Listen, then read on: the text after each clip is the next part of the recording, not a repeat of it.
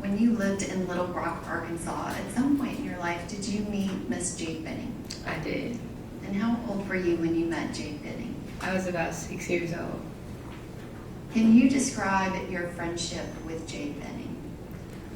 My friendship with Jade Benning was a friendship that I pray everyone gets to experience.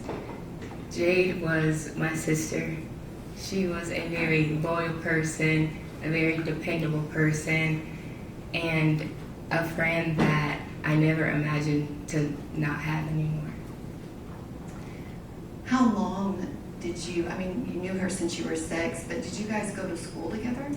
Yes, we went to middle school, high school, and a little bit of college. And during that time, did you stay very close best friends? Yes. At some point, did y'all not live in the same place in Arkansas? Yes, we did not. There was a point when I lived in Fayetteville and she lived in Conway, Arkansas. Did you maintain that close friendship even when you didn't live in the same town? Yes. And can you describe Jade kind of growing up? What type of person was she? Jade was a very outgoing, charismatic, go with the flow type of girl. A girl that never met a stranger.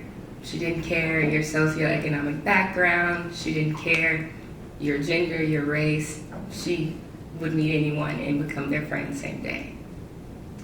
And growing up with her, did you guys have a type of friendship where you shared even kind of like secrets, stuff that you would tell other people?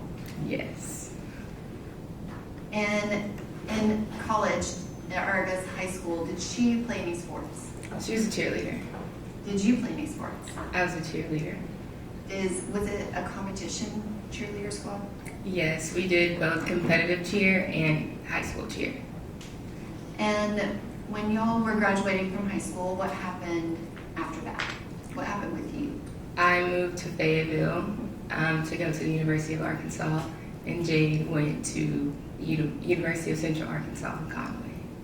And did she stay at that school? She did not. What did Jade end up doing before completing her degree that she started? She went to Brightwater Culinary School. And where is that culinary school at? In Bentonville, Arkansas. And was that something that she had talked to you about wanting to do? Yes, she did. It was we were trying to figure out what we wanted to do, and ultimately she was like, I think I want to go to culinary school. I was like, okay. And after she was in culinary school, when did you finish with your degree? In 2020. And what did you do after you graduated? I moved back to Little Rock, and I was a dental assistant. And what was your degree in? Biology.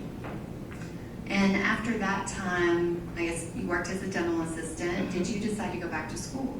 I did. When was that? In 2022. And where did you decide to go to school? Meharry Medical College. Can you describe what was going on with Jade kind of around that same time? Jade was a chef at Ernest. She was head chef and just chefing it up, doing all the things, running Ernest. And was she living here in Nashville? Yes.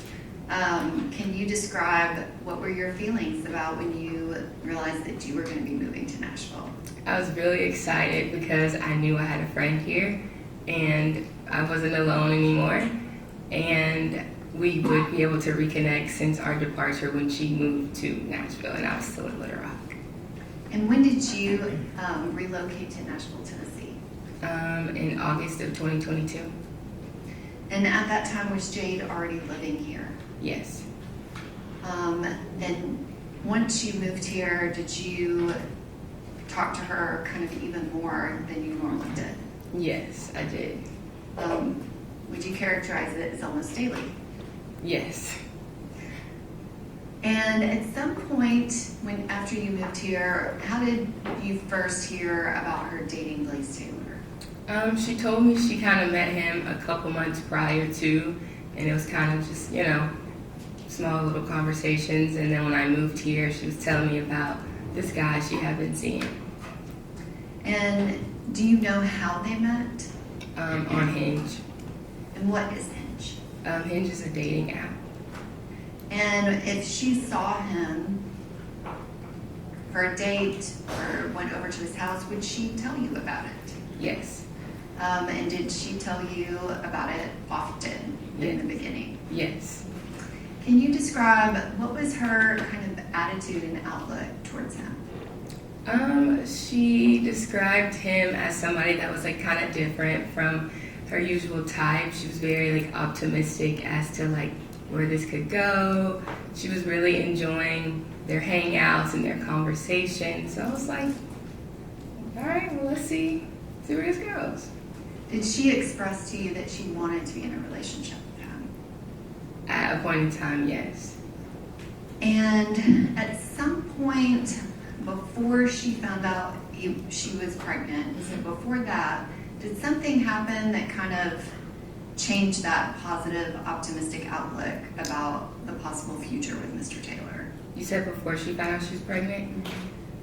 There were a couple of incidents at his home with a previous girl. Objection, Your Honor. May we approach? Okay.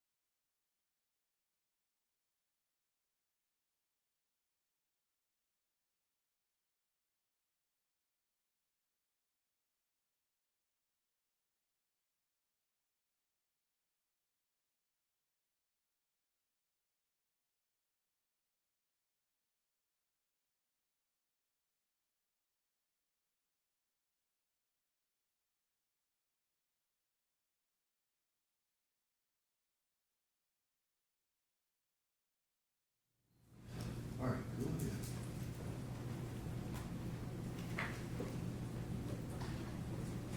Ms. Jackson, without getting into the details of the incident, did something happen where she wasn't as optimistic? Yes. And then can you describe that time frame when she found out she was pregnant? How did you find out about that? She texted me and told me that she needed to talk to me, and she then FaceTimed me, and she was showing me the maybe like 4 pregnancy tests that were positive. And are those home pregnancy tests? Yes, ma'am. And was that something that she had planned? No. Did you, I guess that day, talk to her about that positive pregnancy test a lot? Yes, I did. I did indeed. And what did you do to kind of assist Ms. Benning with this new news in her life? Well, I was telling her because these were at-home pregnancy tests, yes, they are positive, but I think that we should probably go to a clinic to verify. So I was looking at clinics in the surrounding area to see where we could get her in to get an ultrasound. And were you able to get her an appointment that same day? Yes. And was it the very same day or was it the next day? It was the next day. Okay. So were you trying to get her an appointment the same day? I was trying to get her an appointment the same day, but was told we don't do same day appointments. And did you go with her to that appointment? I did. And do you remember the date of it? November the 3rd. And what happened at that appointment? They took her back and did vitals, and then I was telling her, don't wait on me to get there so I can be with you for the ultrasound because I wanted to hear the heartbeat with her. And Did you make it? yes, I did. And I went to the back with her, and the nurse was asking her if she wanted to, well, I asked her if she wanted to hear the heartbeat, and the nurse kind of verified with her decision, and we heard the heartbeat.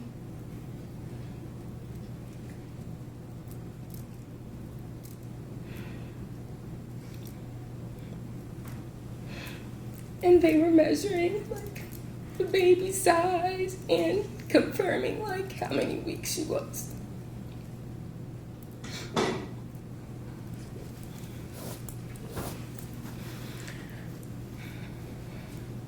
Ms. Jackson, were they able to tell Ms. Benning how many weeks pregnant she was? Yes. And was that something where you and her discussed kind of dates of when it would have happened? Yes. And when they gave you that information, did you know who would have been the father of that baby? Yes. And do you still have all of your text messages with Jade? I do. And was that something where y'all were going through your phones, looking at dates, making sure like when she was where, all of those things in that moment? Yes, ma'am. Objection legal, Your Honor. Okay, she's answered it, so go ahead without leading question. And after that day, did you know what contact Ms. Benning had with Mr. Taylor about learning that she was pregnant and then finding out the exact timing of it? Yes. And can you describe, did you read any text messages she had? Did you just talk to her about it? Or kind of how did you get information about her talking to him about it? She sent me screenshots of his response. She called me to kind of tell me that they were going to have a conversation. So I was pretty much in the loop from day one as to what was going on in her pregnancy. And can you describe, after she met with Mr. Taylor, what was her attitude after speaking with him?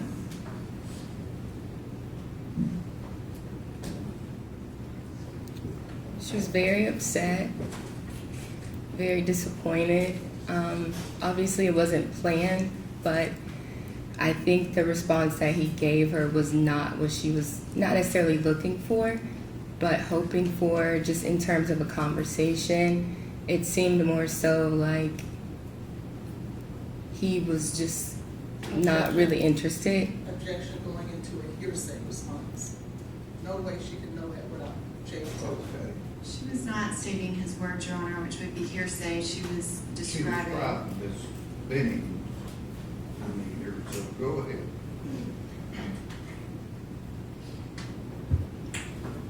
Ms. Benning, after she talked to him, you were describing that she was disappointed with his response. Yes. What was her outlook and attitude even after speaking with him and getting his response? I feel like Jade was still very hopeful. She was still like, you know what, like if this is how he's gonna act, then I'm just gonna kind of move forward with my life. Like she definitely had a positive outlook on the situation, although his response was very underwhelming. Did you have any involvement in the last message that Ms. Benning sent Mr. Taylor I did. in November? And Yes. can you describe that? She was pretty much like, she sent me a text that she was gonna send him, basically saying how she was feeling towards the situation, and she sent it to me, and I edited a little bit to kind of be more forward and for her to say what it was that she really wanted to say, and just kind of get her feelings out there regardless of what he was going to say or not. And did she share with you kind of proof that she sent that message to him? Yes. And did he respond? I don't remember. Okay. Would that have been close in time to that November 3rd appointment? Yes. After she sent that message, are you aware if they talked afterwards in November? Yes. And were they talking like on a regular basis, or what do you know about the communication that they had after she sent that text? The communication between the two of them was very one-sided. Based on the responses that I read, it kind of was in terms of Blaise not really wanting Jade to do certain things, and not like saying he was trying to persuade her not to have the baby, but his response was not in a collaborative effort with wanting to raise the child with her. And I guess, what was Jade doing about telling other people initially? She told you. Mm-hmm. Did she tell anyone else kind of in the beginning, just the first week? I believe she told her mom, her dad, and I think that's all I remember. Okay. What was your outlook when she told you that Mr. Taylor didn't want to be involved? What was your outlook, and what were you doing kind of with your relationship with Miss Benning? I told her that we're sisters at the end of the day. So if I have to be the baby's dad,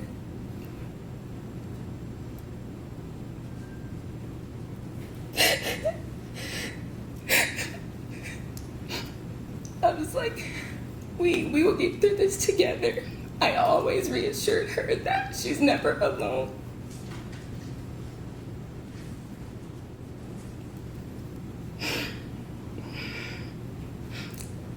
We were both living alone at that time, and her lease was coming to an end. And I was telling her, if we need to live together, if I need to help you, then I will. I went to the appointment.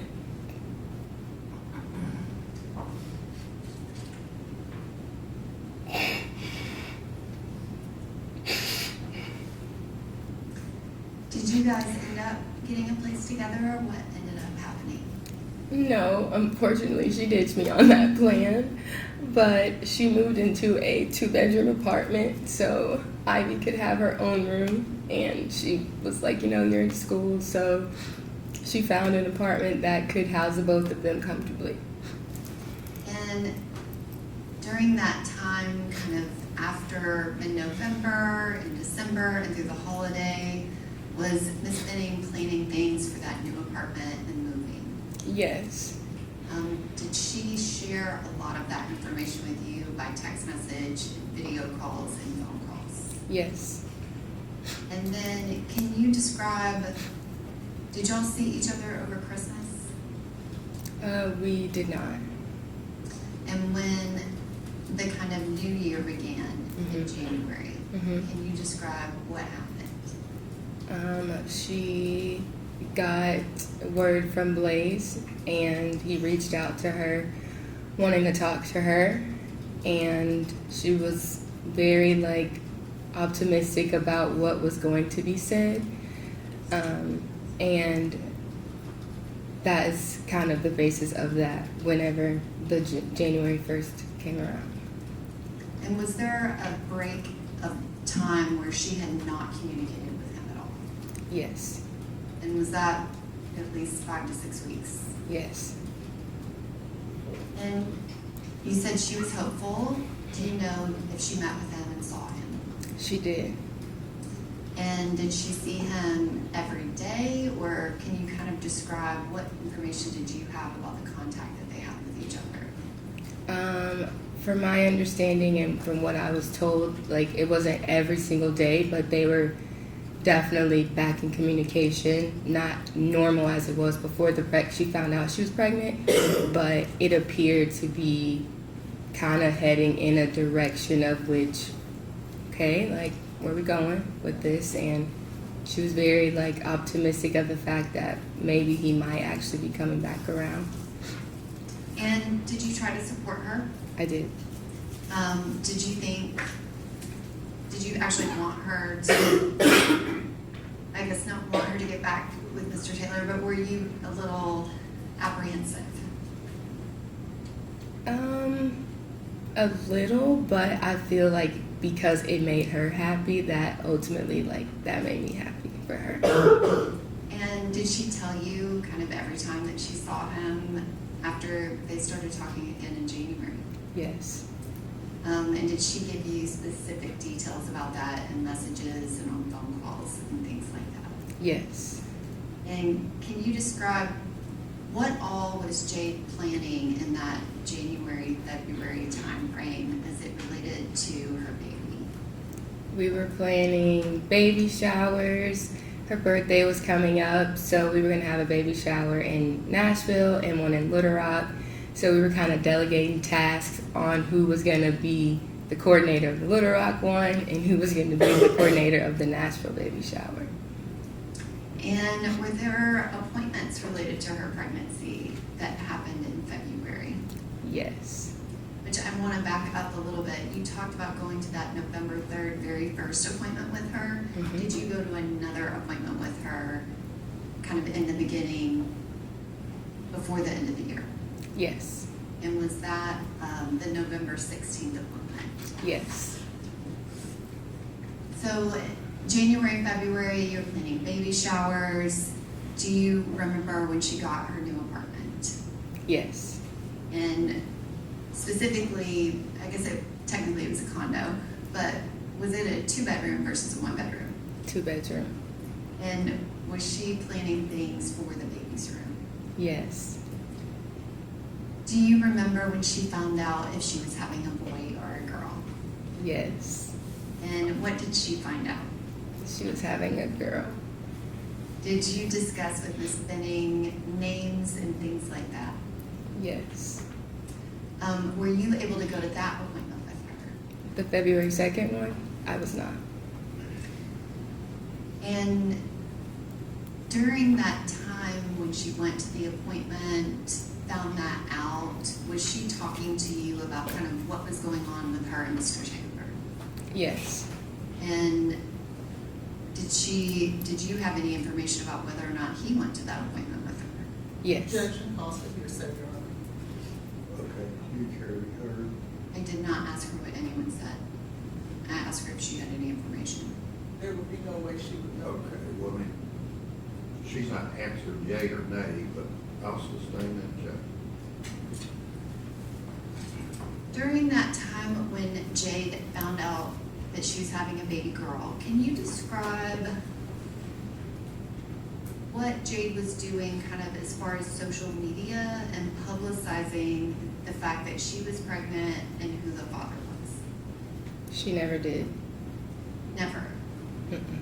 And can you explain, do you know why?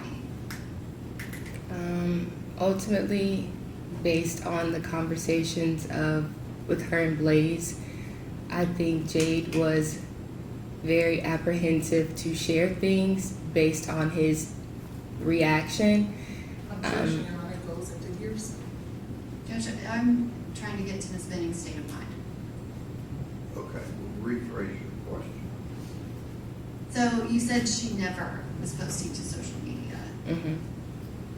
Was, I guess, based off of your close friendship with her, was she unhappy about the pregnancy or was she happy about it?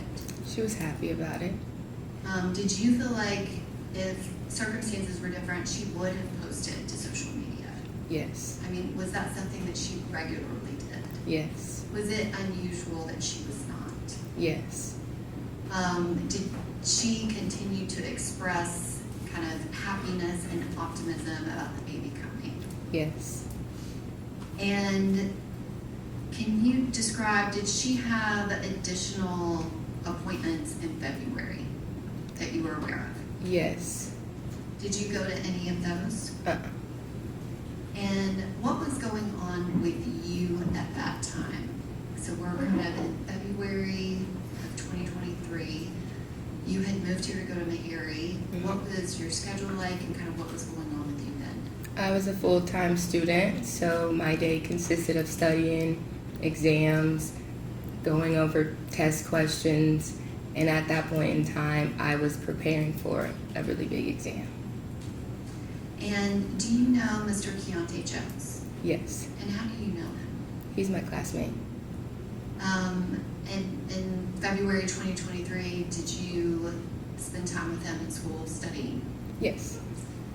Kind of going to that time frame of that Saturday, February 25th, had you been at Jade's apartment earlier that week? Yes. And can you describe why you were there and what happened? I went so she could straighten my hair, and she was showing me around her apartment and just kind of showing me where she was going to put things. We went to the baby's room, and she was showing me the things that she had ordered from or got from Facebook Marketplace.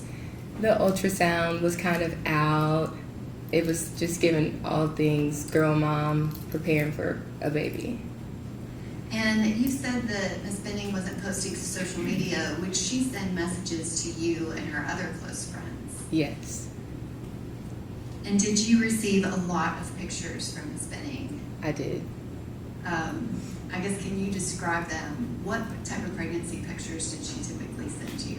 She would send pictures at the gym, holding her belly. She would send pictures of her at home, videos, and she was kind of almost like documenting it. Like, she would say how many weeks she was in a couple of videos, and she would like rub on her belly and was just like loving on her. And that Monday night, or not Monday night, but it was 2 days before this, so that Thursday night you said you went to her apartment, Mhm. is that right? Yes. And y'all walked all around the apartment. And then on that Saturday, February 25th, can you describe what happened that day and kind of how you ended up being over there? That day, I spent pretty much my entire day at school studying for an exam that I had on Monday. We were just there pretty much until like maybe 6:37, and Jade and I were texting, and she asked me if I had paint, and I was like, no, I don't. I was like, what are you doing with the paint? And she was telling me how she was gonna do a paint night with her and Blaise since they weren't able to hang out the weekend before. And she was saying that she was going to cook dinner, and she asked me what she should cook, and I told her she should make chicken Alfredo. And Is there a reason you suggested that? personally, it's my favorite. And if she was going to be cooking for somebody, I was like, you should, cook your best meal. And at some point, I guess, how did you end up going over there? It was a very spontaneous whim for me to go there. I was just hanging out with some friends after we were studying in front of campus, and they had ordered food that I didn't want. And so I was like, oh, I'll just go eat at Jade, like just get food from Jade's house. So I called her and I was like, hey, like, what y'all doing? I was like, I'm about to come by and get some food. And she was like, okay. And then I told her that Keontae was going to come with me. And that's how I ended up over there. And were you planning on going over there and sitting down to eat, or what was the plan? I just planned on picking it up and leaving, saying hi and bye. I didn't plan on dining in with them. And on that February 25th of 2023, had you ever met Blaise Taylor? Not in person. And describe kind of how that happened. You were with Keontae, Mm-hmm. and y'all had been at school. Yes. Did you go straight to Jade's? Mm-hmm. And what did you do when you got there?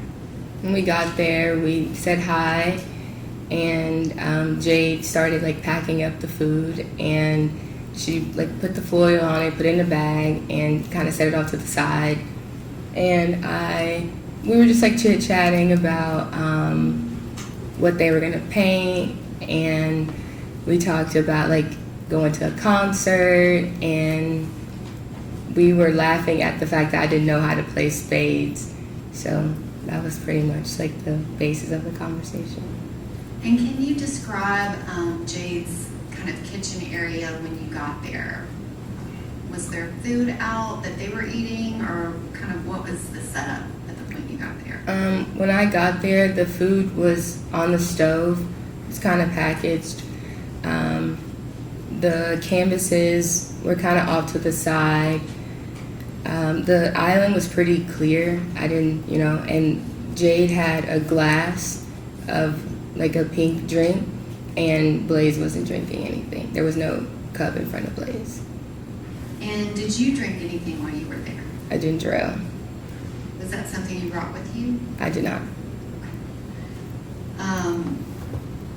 What was Mr. Taylor doing, and where was he at in the room? He was sitting beside Jade at the island, and he was engaging with some of the conversations, and he was just shuffling Uno cards the whole time. Was anybody playing Uno? No. But he was shuffling cards. Mm-hmm. And did Mr. Jones, did he interact with Mr. Taylor? Yeah, like ever so slightly. It was kind of like a conversation just in the kitchen. And do you know approximately how long y'all stayed? Probably like a little over 15 minutes, like 15 to 30 minutes. And during that time, did anything seem amiss to you? Nothing too alarming except the comment he made about his artwork that he was going to make, because the whole basis of this project was to make something for the baby's Objection, room. Your Honor, hearsay. It's a statement by the defendant, Your Honor. Okay, I don't think she's gotten there yet, but do you want to ask about what? Yes. You said that he made a comment about the painting he was going to do. What was his comment? I had asked like what they were going to paint, and Jade was like, I'm going to make something. Objection, hearsay. Do you care to be heard on? I think it's unnecessary, so no. Okay. I do think it goes to Jade's state of mind, Your Honor, but All right, I'll over the objection. It goes into, was that comment from Mr. Taylor right after the discussion with the artwork with Ms. Benning? Yes. Okay, all right, go ahead. what did Ms. Benning say she was planning on painting? She said that she was going to paint something for the baby's room. She didn't know what yet, but she knew that's what she was going to paint, something to hang in Ivy's room. And when I asked Blaise what he was going to paint, he told me he was going to paint a black hole. And I was like, a black hole? And he was like, yeah, I'm going to call it midnight. The further you look, the deeper you'll go. And I was like, okay, But I was like, well, why don't we just add like a little bit of white to the, canvas to make it look a little lively. And that was kind of that. But it was a very dark demeanor about this painting after Jade said that she was going to make something for the baby's room. And were they actually painting while you were there? No. So this was discussions about what we're about to do. Yes. And was anything else amiss other than the comment that he made about the painting? Not that I can think of or remember.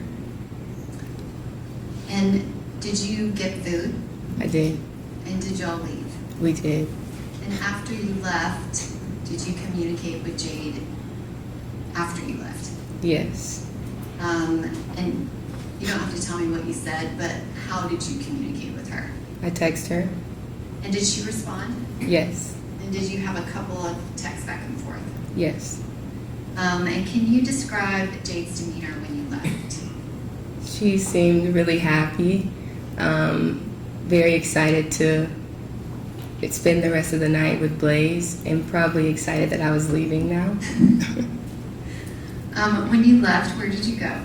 To Keontae's house. And what did you do when you got there? I ate my chicken Alfredo. And were you planning on hanging out with Mr. Jones all night, or what was your kind of plan for that night? No, I just stopped by. We were just studying, got food. We were just like hanging out, and I was about to go home. And did you actually leave Mr. Jones's house? I did. Did you stop anywhere before you got home? Yes, And where did you stop? a gas station. And what, if anything, happened while you were there? I was pumping gas. And as I was walking back to my car, I get a phone call from Jade.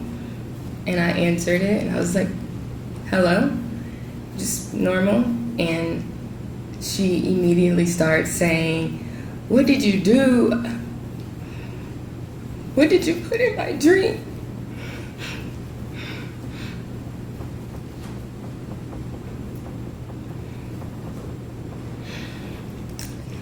Then I heard her say, Blaise, you're scaring me. And he was like, you're scaring me. And she was like, I know you put something in my drink.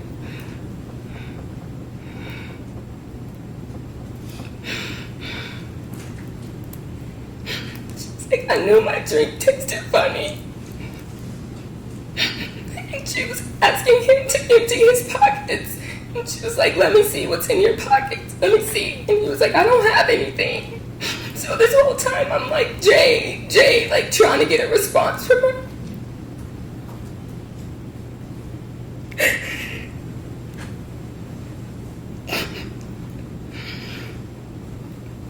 So because I didn't get a response from her, I texted her and I was like, are you talking to me? What's going on?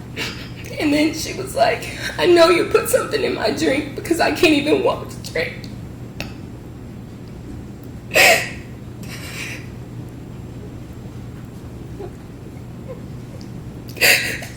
She was saying that she couldn't feel her legs.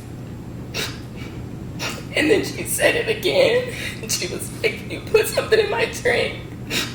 You did this so something could happen to me. All right, give it just a moment.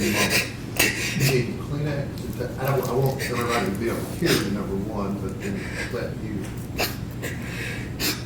calm down.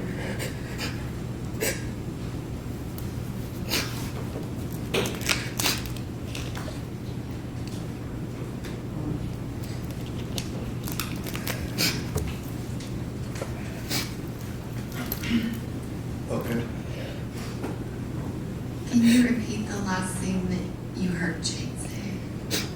She said that you did this so something could happen to the baby.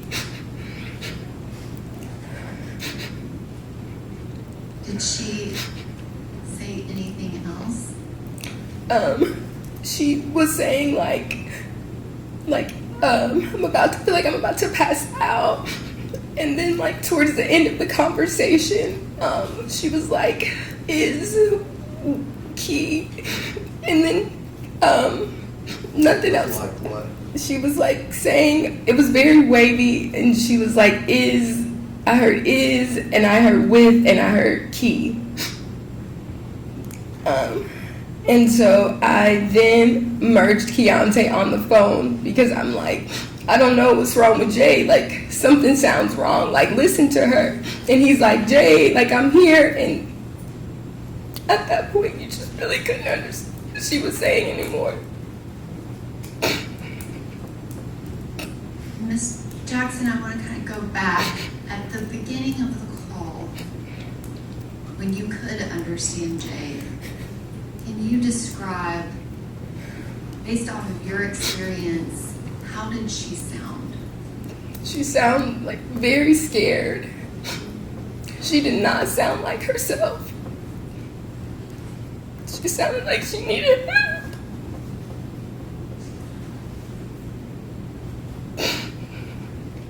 Did you say she sounded like she needed help? Yes. When she was saying the things that you just testified to, did she say some of those phrases more than once? Yes. And you said at the beginning, she said, Blaise, you're scaring me. Yes. And you heard him respond. Did he respond to any of the other phrases that she was saying to him? The only thing he responded to was when she said that he was scaring her. He then said, like, you're scaring me. And then when he was asking her if she had when she was asking if he had anything in his pockets and for him to show her, he was like, I don't have anything. And that was kind of all he said. So you could hear him on that call? Yes. And that's all he said during that whole time that Jade made all of those statements, that she couldn't feel her legs, and she's asking him, what's in your hand? Show me your pockets. What did you put in my drink? I knew my drink tasted funny. He did not provide a response to any of that. No. And can you describe that call is a 6-minute and 9-second call? Kind of at what point, is it just at the end, those last few words that you really couldn't understand her? Yes. And you said you heard her say kind of 3 words. What were those again? I heard is, I heard with, and I heard key. And did you try to connect that to what that could possibly mean? Yes, I didn't understand what she was saying, but because she sounded so scared and Keontae was just there, we all call him Key. So I was like, okay, like, she's obviously scared, like, she needs him to help her because she's with another man and Keontae is a man. So when I added him on the phone, he's talking to her, and Is she responding at all? no. At any time did you think that Jade Benning was saying those phrases to you? No. And you heard Mr. Taylor respond, and you heard her say too, Blaise, you're scaring me. Yes. How did that call end? The phone hung up. Did you hang up? No. At any point did Mr. Taylor say anything to you? No. And what did you do after that line got cut? I called back. Did you call back more than once? Yes. At some point, and you're calling back Ms. Benning's phone, is that correct? Correct. Did you have Blaise Taylor's phone to call him? No. At some point, was her phone answered? Yes. And who answered it when you called back? Blaise. And can you describe what was said in that phone call? I answered the phone, and he answered the phone, and I was like, Blaise, like, what's going on? What's going on? Like, FaceTime me. Like, let me see her. And he doesn't FaceTime me, but he tells me that he's about to call 911. Did you ask him several times to FaceTime you? Yes. And you said that you asked him what was going on. Did he answer you? He just kept saying, I don't know. I don't know.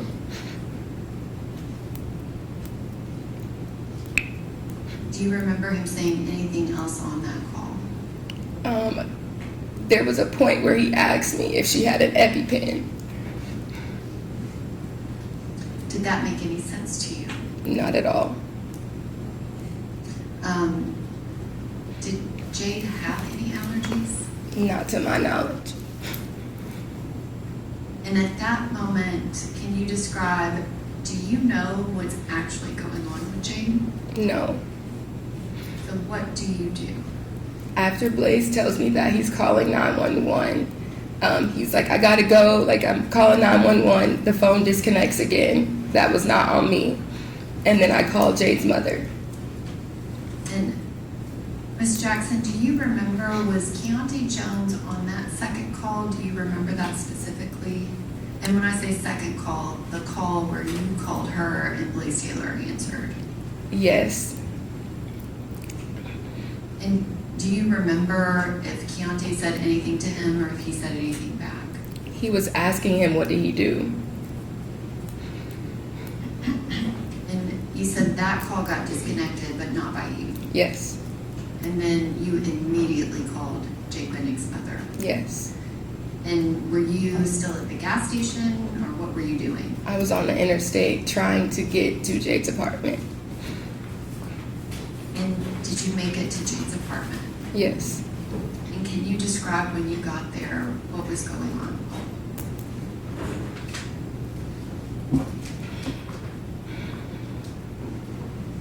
When I pulled up, the ambulance was already outside.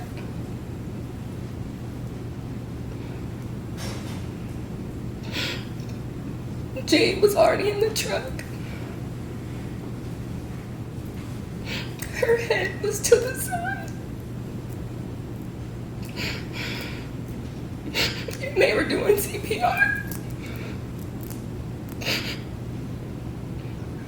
So I'm still on the phone with Bridget at this point, and I'm trying to give her something, but I can't see her face. She's just really pale. She still has on the pajamas that she was wearing when I left. And Blaise is going back and forth, and I'm just like, what happened? What happened? And then the EMT comes around and tells me that we all need to go to Vanderbilt. Could you tell if Jade Benning was conscious? No. Did she look conscious? No. And you said that you saw Mr. Taylor going back and forth.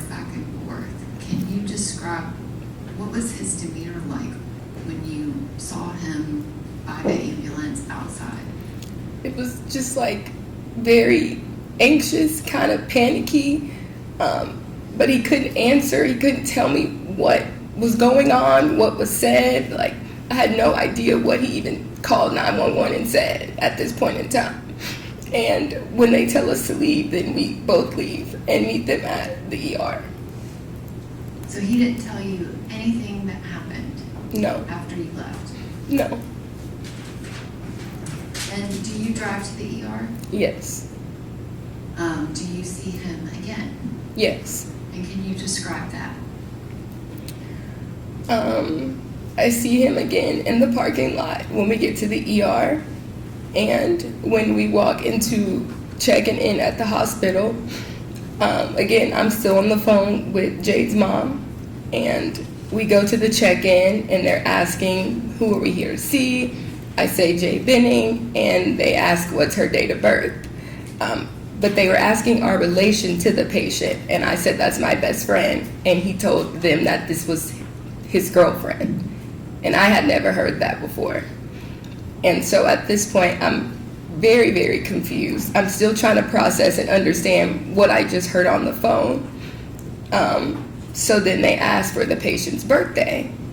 And since this is your girlfriend, tell her Jade's birthday. And he couldn't tell them her birthday. So I then provided that information for them. Did he tell them anything about what happened? The check-in? Yes. No.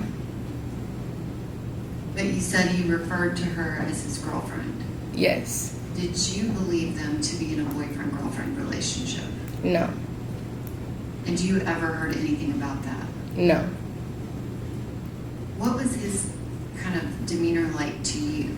Was he kind of leaning on you for comfort, asking you things about Jade, or what was going on? What was Your he Honor, saying? we'd like to reurge our objection.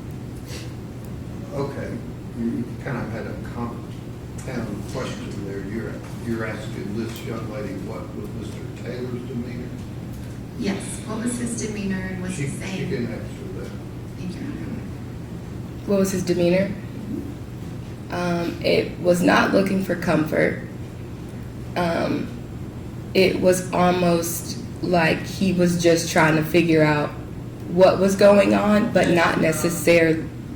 Okay, by demeanor, she's talking about emotions or quiet, not what your interpretation of. Okay. Was not crying.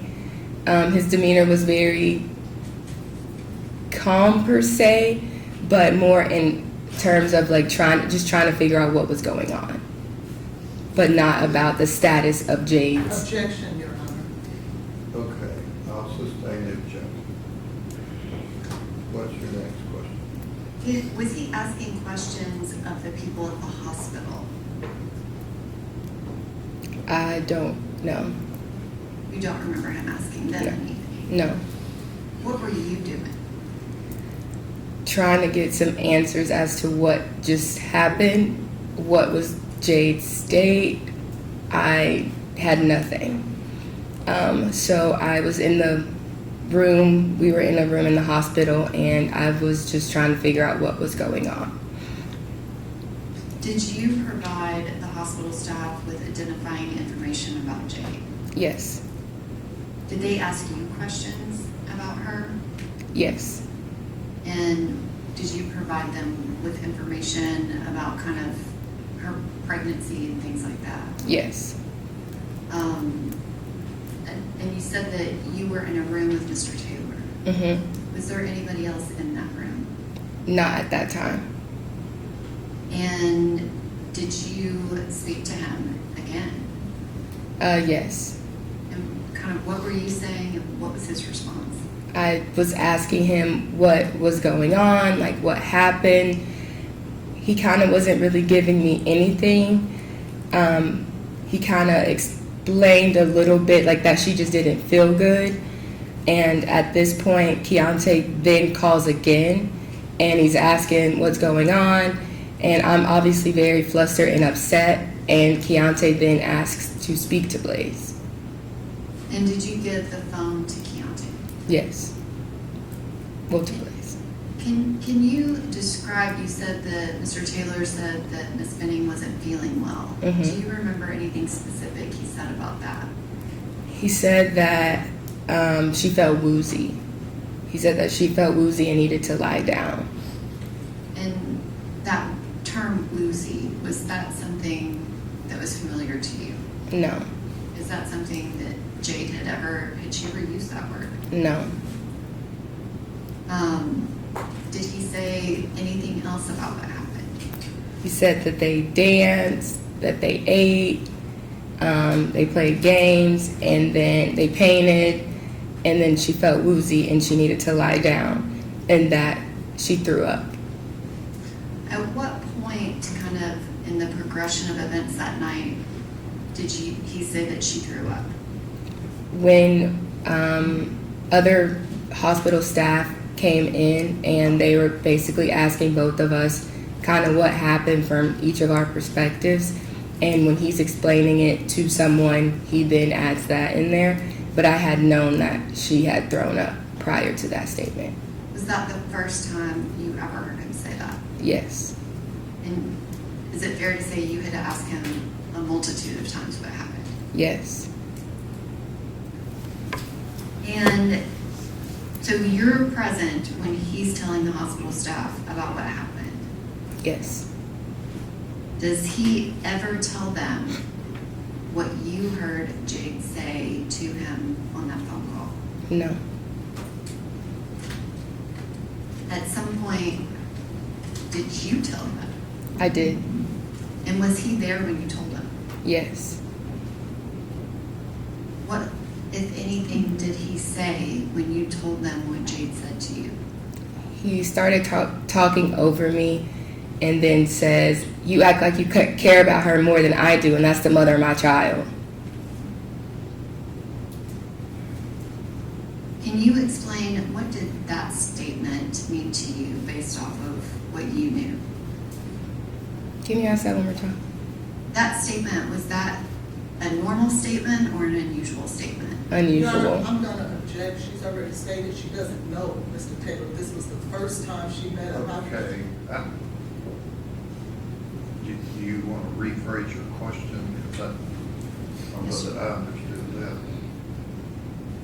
Had you ever heard him say that before? No. Did you find that to be, I guess, can you describe, what did you think when he said that?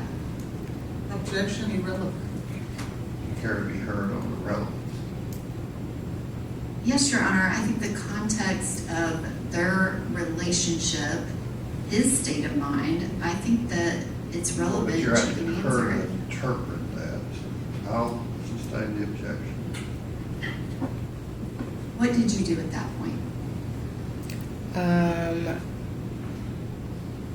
At that point, I tried to stay away from him as much as I could because that upset me.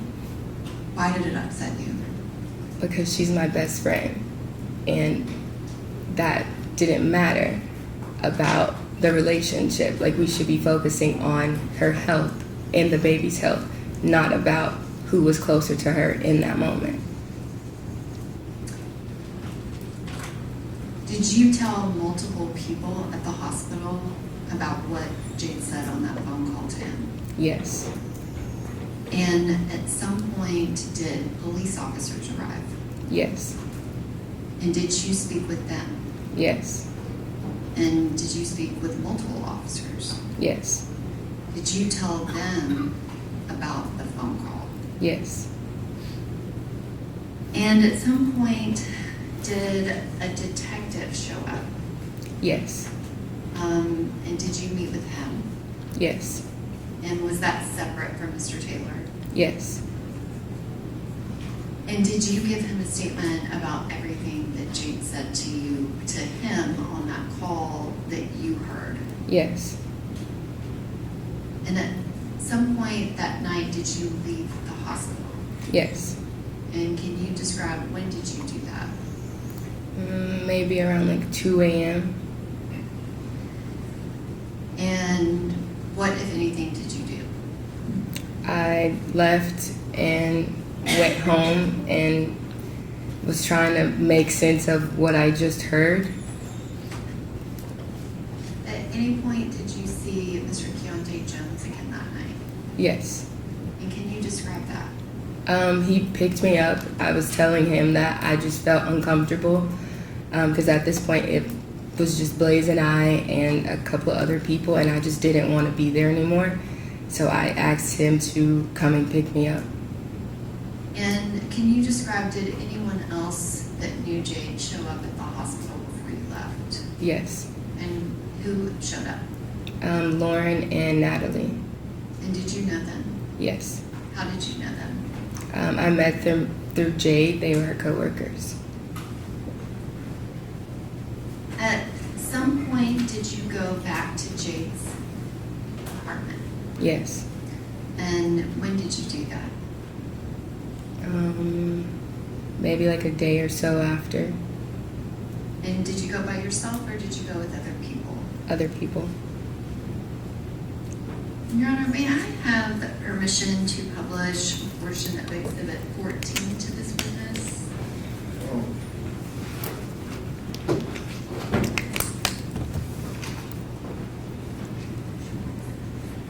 Spoke off of your computer? Yes, Or Your the, Honor. okay.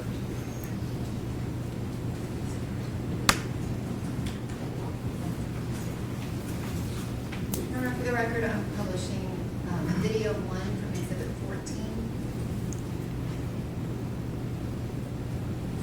Ms. Jackson, do you recognize what's shown in this video? Yes. And what is that? Jade's kitchen, and it's the dinner that she made that night. And do you remember why y'all were videoing this? Because I was very adamant on going to her apartment because I had just seen her an hour prior to this phone call. So I wanted to see if there was something happened, if there was any sign of struggle or kind of what happened here.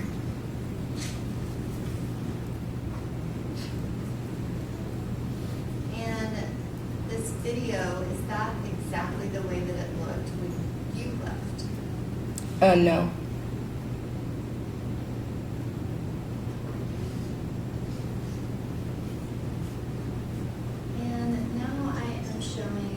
video What's number different? 4. I'm sorry, I'm gonna go back to that. Your Honor. Oh, okay. I'm showing video number 4. Do you recognize this? Yes. And specifically, is there anything about this video that stood out to you? The camera and the blinds. And explain what you mean by that. Every time that I've been at Jade's apartment, that white camera has been in her kitchen area. So I was very concerned as to why it was moved in her bedroom. Jade also lived on the first floor, so I was confused as to why her blinds were up and the camera was facing outward. She kept the camera in the the kitchen, I'm sorry, because the front door was right there. So this was very alarming because Jade would never leave her blinds up like that, especially at night with the camera moved away from, can't see anything there. Had you ever seen the camera in that location at this apartment or even her previous apartment? No. I am gonna go back to video number 1. Ms. Jackson, can you describe where is it that that camera normally would be? To the right of the Happiness is Homemade sign. And if you touch that monitor in front of you, it will actually make a mark, so you can mark this Wait. specific spot that you're referring to. Right here? Mhm. Oh. Oh, my bad. You need to redo it.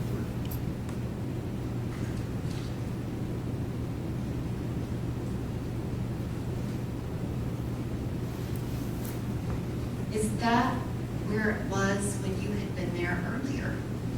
Yes. And so when you were there earlier that night, the camera was right there. Mm-hmm. And then when you came back, it was in the bedroom. Yes. Can you describe what, if anything, did you do related to that camera and the blinds that we just saw in her bedroom? I moved the camera back to where it was, and I put the blinds back down. So you moved the camera and put it back Where? to that spot, right by the stove. Yes. And why did you do that? Because I was not sure if Blaise had an extra key or not. He did help her move in, and it was supposed to be in front of the door in case if something happened, you can see. And so I put it back there because I was not sure if he were to have come back or not. Did you have any idea if that camera was connected and recording? I was under the impression that it was. And I want to show you now what is video 5 and exhibit 14. Can you describe what, if anything, did you notice about this area of Miss Benning's bedroom? I noticed the staining on her comforter and that her covers were kind of messed up from the bottom half and not the foot of the bed and not the head of the bed. Was that generally how she would leave her bedroom? No. And you were referring to that stain, Yes. and you've already testified that at some point at the hospital, Mr. Taylor said she threw up. Yes. When you saw that stain, does that look like throw up to you? Not necessarily to me.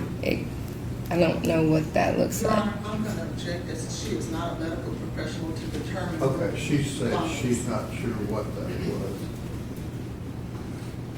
Was that something that stood out to you, Yes. and why? Because Jade wouldn't have her comforter dirty, and Blaise had already told me that she threw up. Did you do anything to try to locate evidence of throw up? Yes, I looked in the trash can, I looked in the washer and dryer, any nook and cranny around her apartment to see where this throw up was. And did you find any evidence of it? No. Can you describe describe the pictures kind of that were taken of the trash can? Were you there when all of that was done? Yes. Your Honor, I would like to show this witness the photograph from Exhibit 14. All right. This is the fourth photograph, which I believe is 14. I don't know if it's labeled as a collective exhibit, but it would be 14D if we were doing it that way. Ms. Jackson, did anything stand out to you about this picture? I did think that the pink lemonade did stand out to me because that was the color of the drink that she was drinking when I was there the first time. And the fifth picture, can you describe what's shown here? It looks like food that wasn't eaten, like left over on the plate or something. Did that stand out to you as being unusual? No. Were you looking for, I guess, what, if anything, were you looking for? I was looking for the color that was on the comforter, that pinkish color, and I was looking for the food to be a little bit more grounded, I guess, like she had already ate it. So I was looking for food that was not in whole pieces, like I see here. So when you saw that, you were checking to see if that was throw up. Yes, And what was your determination? it was not. Did you find any evidence outside of what was on that comforter? No, not that I recall.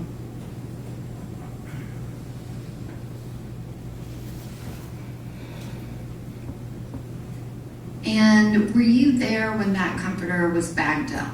Yes, Did anybody touch it with anything other than gloved hands to put it in that bag? no. And can you, I want to kind of go back. That was, I guess, a day after. Can you describe at the hospital? Did you go back to the hospital? Yes.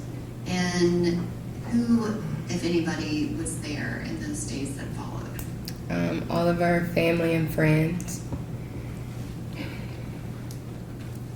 And can you describe, are you close with Miss Benning's family? Yes. And describe your relationship with her mother, Bridget. She's like a second mom to me. So we kind of just leaned on each other that whole week, trying to understand something that didn't make sense. And did Mr. Jones come back to the hospital? Yes. And were you there on March 6th? Yes. And can you describe what happened on that day?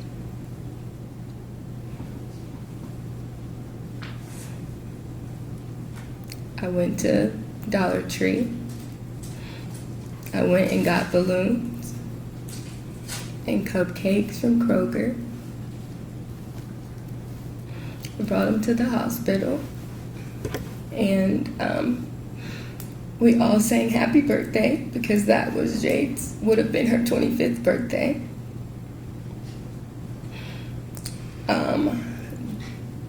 They told us that she was brain dead that day. There was no active brain activity. And ultimately, Jade died on her, what would have been her 25th birthday.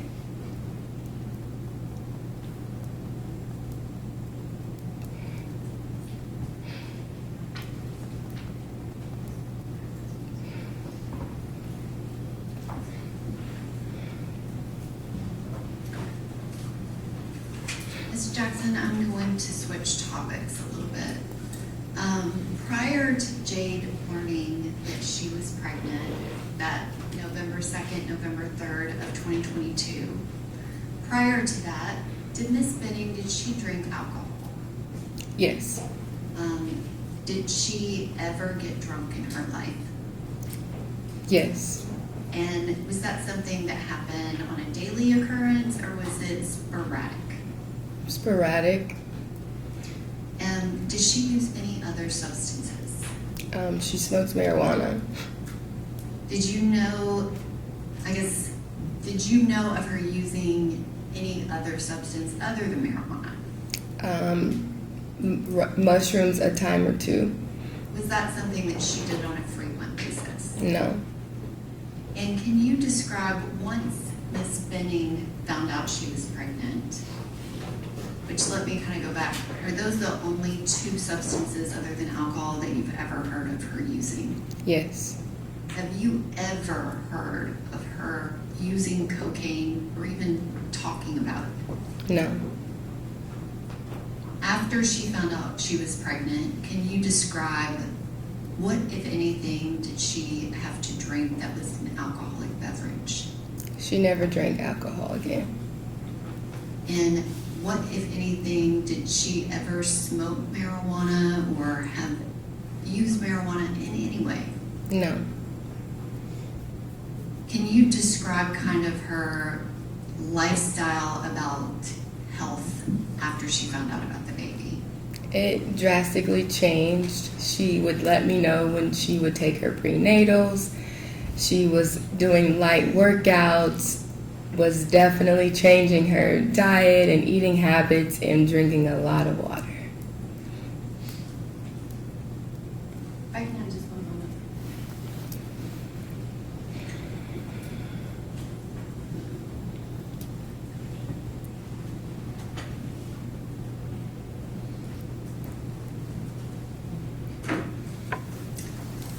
Thank you, Ms. Jackson. I don't have any other questions.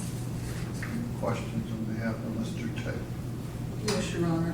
It's going to be pretty lengthy. Okay, I checked with the jury about staying longer tonight, and they're okay.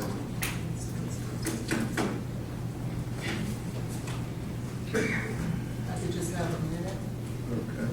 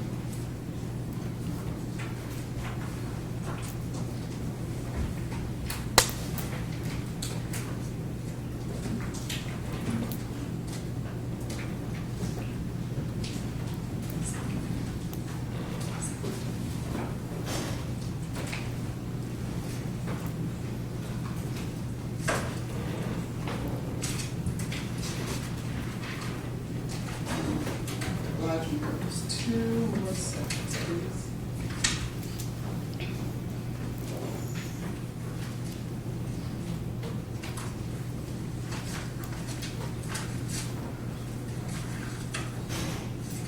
Ms. Jackson, my name is Letitia Quinones Hollins, and I'll be asking you a few questions. Well, a lot of questions. At any time you don't understand something, let me know, and I'll do my best to rephrase, okay?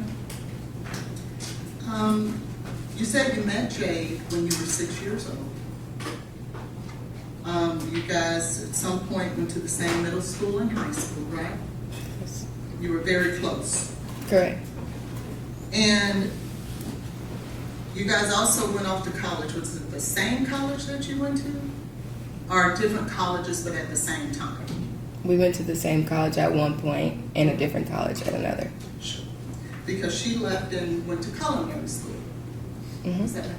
And the culinary school was with? Bentonville. Now, are you both from Little Rock, Arkansas? We are.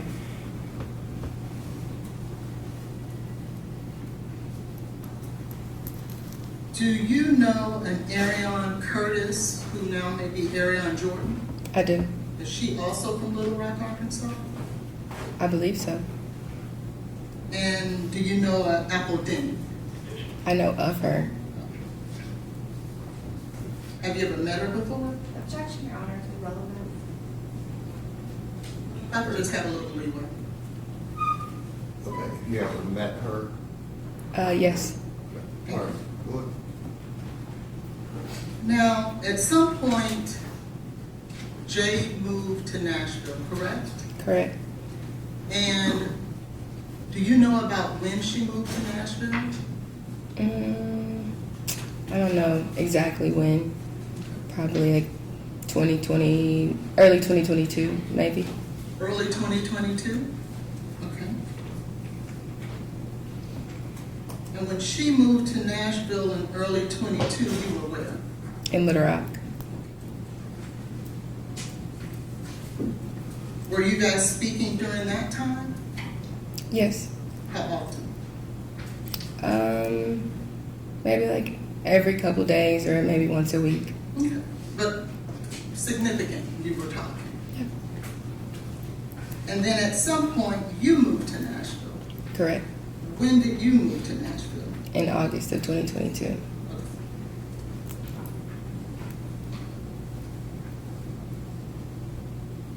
And so, when you moved to Nashville, who did you live with when you moved here? Myself. And you came here to go to McCary? Mahari, yes. McCary, I'm sorry. And you didn't move in with Miss Benning? No.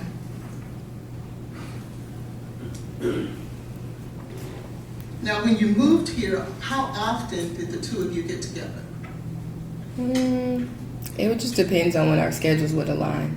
Okay. So what would that be? Maybe once a week, twice a week, So once or twice a week? maybe, yes. And what are some of the things that the two of you would do when you got together? Objection, Your Honor, to the relevance. Your Honor, this witness testified that the basis of a lot of her testimony today. Okay, what would y'all do when you hung out? Go eat dinner, go walk, just all kinds of fun stuff that best friends would do. Okay, would you smoke marijuana together? Yes. Objection, Your Honor, to the relevance.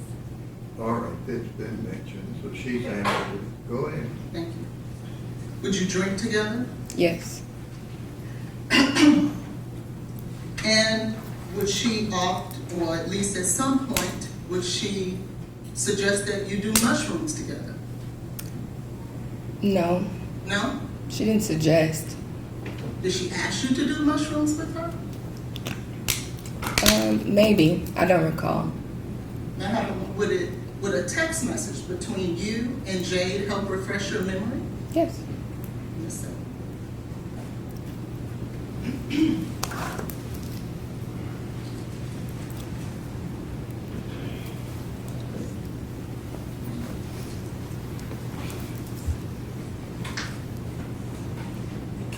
All right, get that there. Sorry. He's gonna get that. Oh, okay. Let me make sure it's the right one.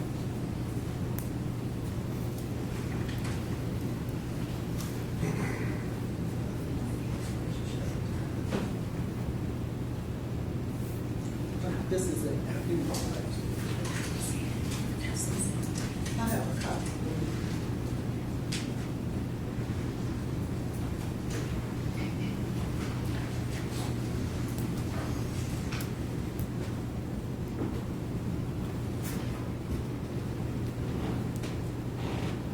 What's the name? Make sure I put it right. Then I can't just, yeah, thank you.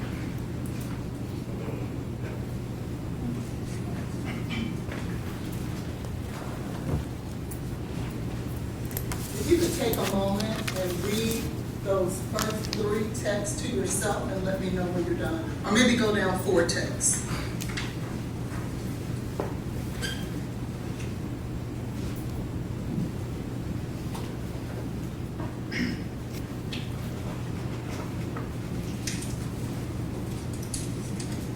I'm ready. Okay. Did she suggest that you guys should do it together? Yes. Okay, thank you.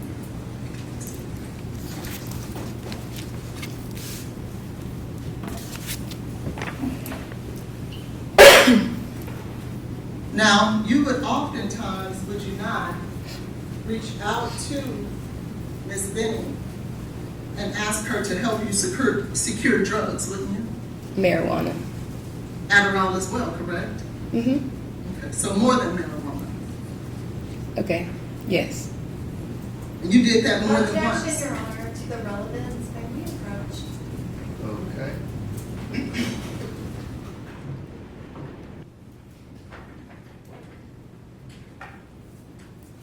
Ms. Jackson, do you remember a time when, around October the 3rd of 2022, when Ms. Benning was traveling somewhere in California?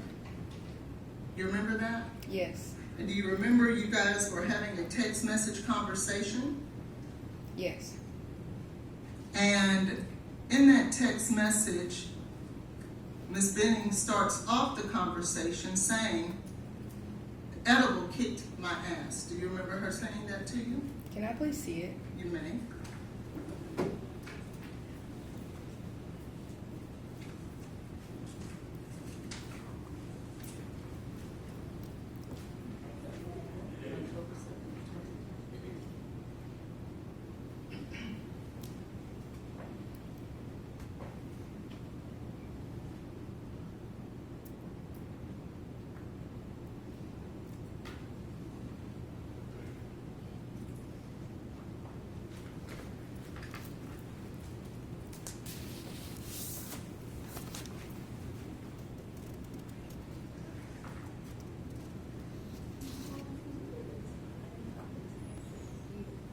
Without permission to ask. I can.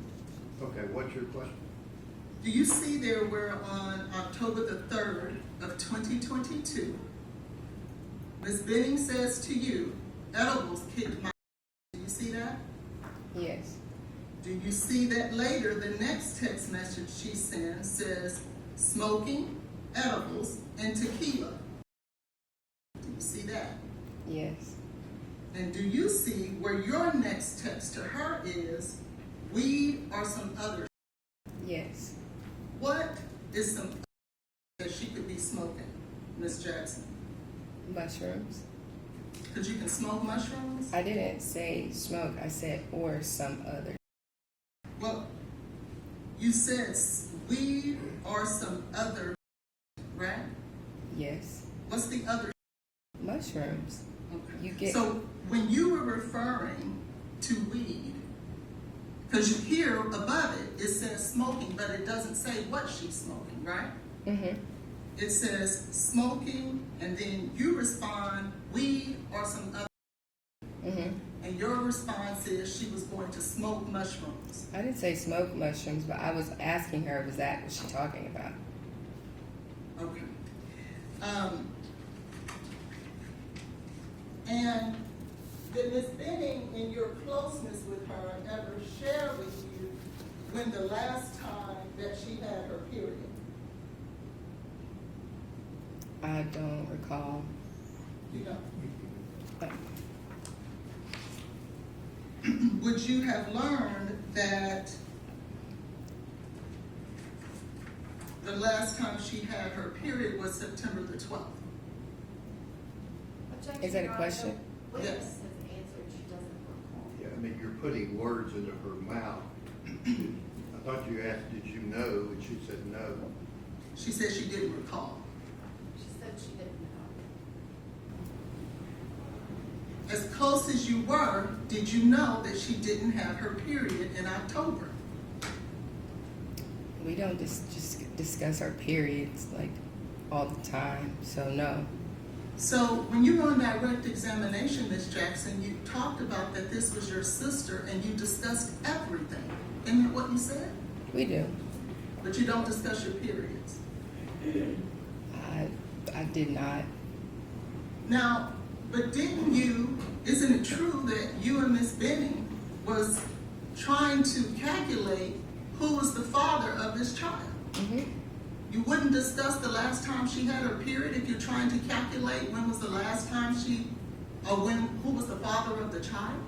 I don't recall talking about a period. Well, how would you figure out who was the father? Objection, Your Honor. She's answered this question. Right, well, she's I'm asking objecting to another the question. relevance of the line of questioning. When the witness What's your says she next doesn't question? know. How can you discuss and try to determine who's the father of the child if you don't discuss when was the last time she had her period? Based on the how far along she was in her pregnancy. Well, how would you know how far along she was if she doesn't go to the doctor? She did. But you were talking about that before she went to the doctor. We were at the doctor talking about that. So when you were talking about it, you would have to figure out the last time she had her cycle and who she Objection, was Your having Honor. sex It's with. argumentative. Okay, you can't tell her what she did or didn't know, I mean, just ask a question. Now, was there not a time that Ms. Benning would infuse the food that she cooked with marijuana? Objection, Your Honor, to relevance.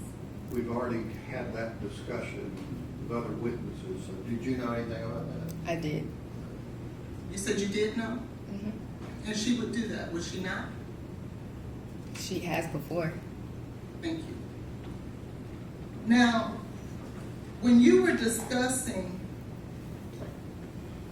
who the father was of this baby, there was another gentleman that was in the running. Was that true? Yes. And who was that? His name was Des. Okay. And at the time that you guys were making this discussion, or having this discussion, this was a time that she was in fact pregnant, correct? I'm sorry, could you repeat your question? This was a That time. was the discussion with Ms. Benning about Des after you knew she was pregnant. Yes. And in that same conversation, you were asking, and she was talking about the mushrooms, and you were asking her to ask Des. Objection, Your Honor, to the hearsay. What is your question? This was a discussion they were having together. Well, it still may be hearsay, but what is your question? You guys were discussing drugs then too, were you not? Objection, Your Honor, to the hearsay.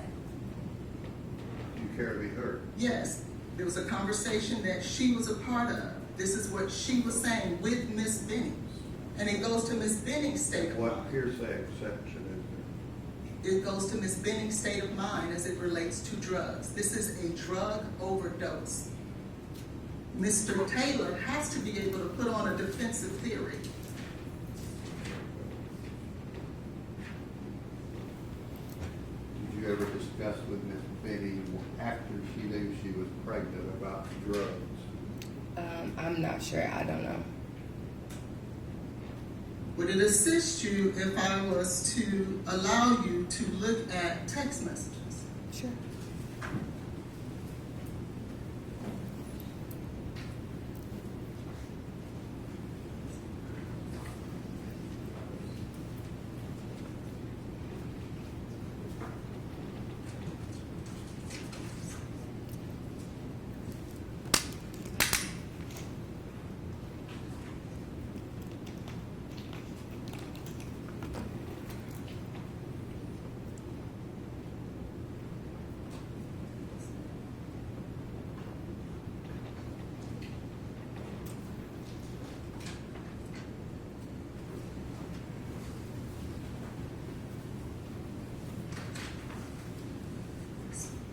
When text, what time frame text do you want to ask about? It is 10:29, Your Honor, and 11:02.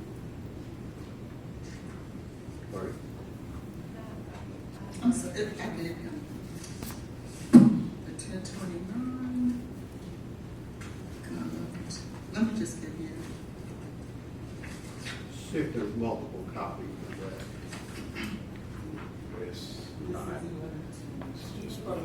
I'm gonna give you a copy of all of them so you can have them ahead of time.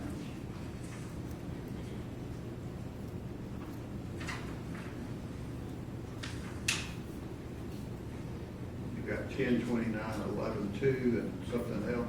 Yeah, I'm giving her all of them. I'm just What- making sure what that is they're the that? same. Your Honor, I object to the relevance as well as the hearsay say, I do not understand what she is attempting to do. All right, let the jury step down and follow.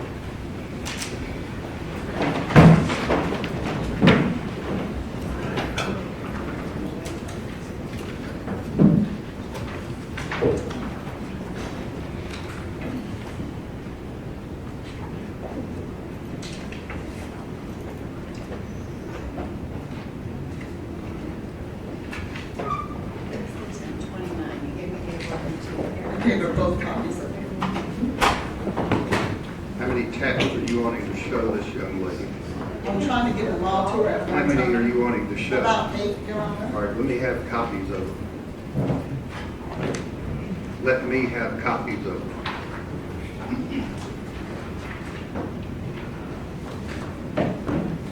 I want to give them to you all at one time, please, so that we don't have to go and revisit.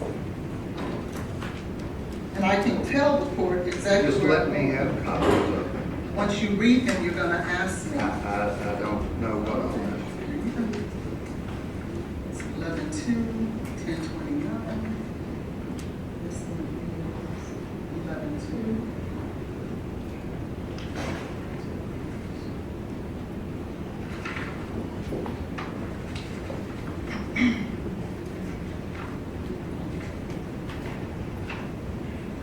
There's another one for 11-2.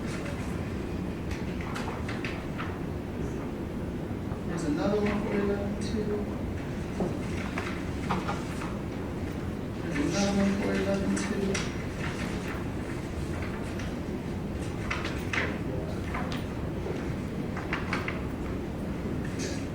Or you're giving me all the metadata and everything? Yes, I am. I don't even see the, one starts off need or, That's the way that it I've prints been out. looking at my body. Mhm. Beautiful child I've ever laid eyes on. What does that one say about drugs? So I'm giving you drugs, but, Let's just do this real easy. Tell me what that one says about drugs. so in that text message. You what haven't it's- looked at it. You just told me what it said. You said it says about my body, what does it have to do with about drugs? I'm trying to answer it. Okay. What this says is that on 11-2, and then you go to 1029, she talks I about, haven't gotten to 1029. you're asking me about this one or 1029? That one. This one says, me either, and then she goes on to say to both. Then she says, like, I've been looking at my body and shit too. And so what it says here is that she knew that when I started questioning if I could be pregnant. So on this date, she says that she had been looking at her body and could tell that she had been pregnant. She She did not. says that. Yes, she did. Okay, let me see that. But that has nothing to do with drugs. It does because what No, it no, I'm suggests. saying, is there any reference in this text to drugs? No, but it Okay, orients the thank you. state of mind of Miss Benning. State of mind. Yes, as it goes to our defensive theory.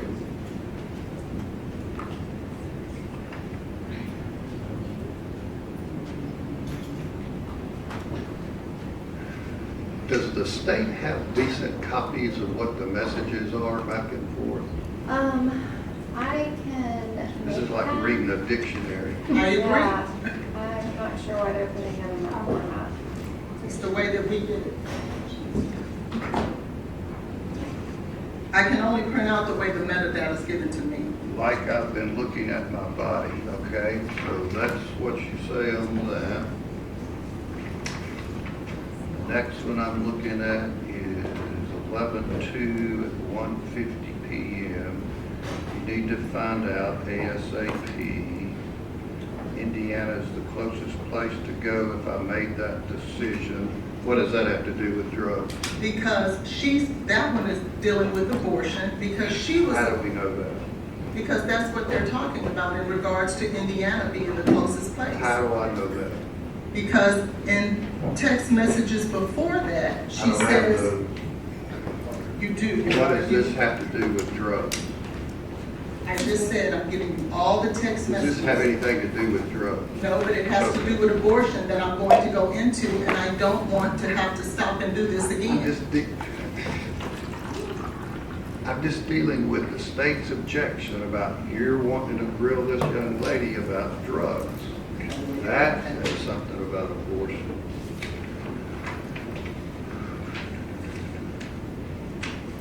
It's weird, been like you've been drinking. What does this have to do with drugs? It has to do with alcohol. She was found to have cocaethylene in her system. But that is something from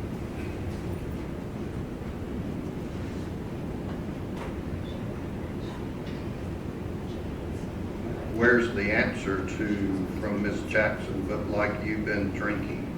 Ms. Jackson just testified that she is Where's very... the answer of this from the text? It doesn't have to be an answer. That's her statement to Ms. Benning. Objection to the hearsay. It's not hearsay. She's right here. I can ask her if Talking she about Miss said. Benning's statements are hearsay. That's not Ms. Benning's statement. If I can at least allow me to explain to the court what it is that I'm trying to do, why I provided you with all the text messages that you asked for. Okay. Well, some of them I didn't ask for. Finished up cleaning, want to come smoke and have a bottle of wine when I get off. That's from Miss Jackson.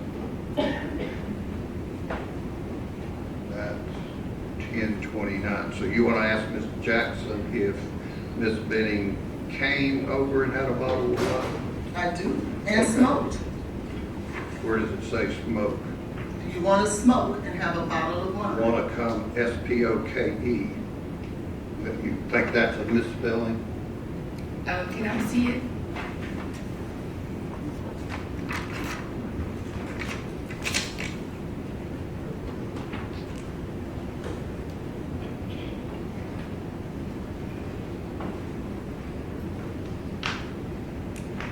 And while she's looking at that, one says, I'll be done in like an hour.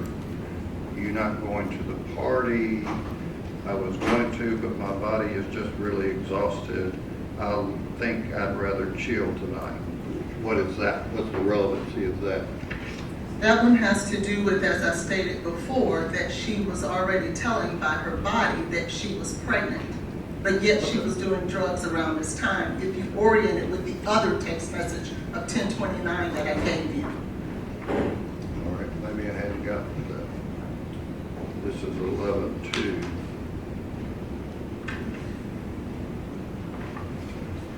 The 10:29 one says she's doing drugs.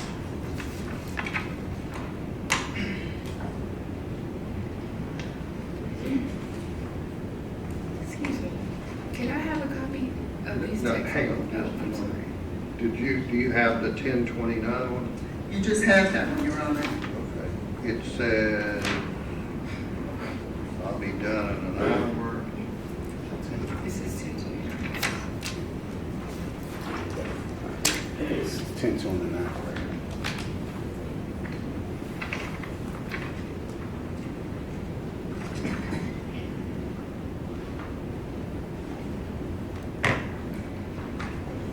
Okay, and after you've looked at this, is that a typo on your part? Probably, yes. Okay, so you would say you're texting Miss Benning about wanting to smoke and have a bottle of wine? On 1029, yes. Did she come over and do that? I don't remember. Okay. All right, we can do that. That. You've already asked about that.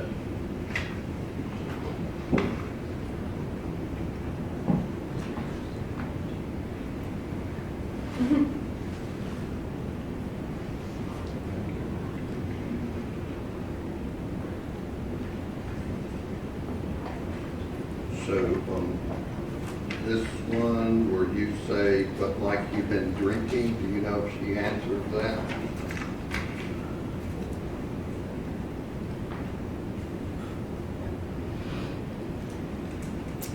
If I may, Your Honor, that's Ms. Jackson's observation of Ms. Benning.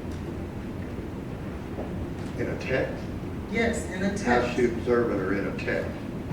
She is finding out that she was pregnant. Ms. Jackson's response is like, "You've been drinking." I don't see that. I don't see that. Yeah, it's hard to. And if she feels like that's not what it means, that's what she could tell the jury.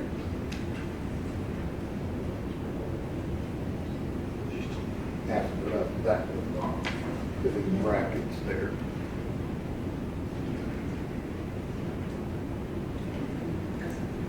You know what that's about? The conversation is incomplete. Like, I can't really make a, I don't know. And then this is, I'm excited in a way. I'll be more okay when I know for sure it's his.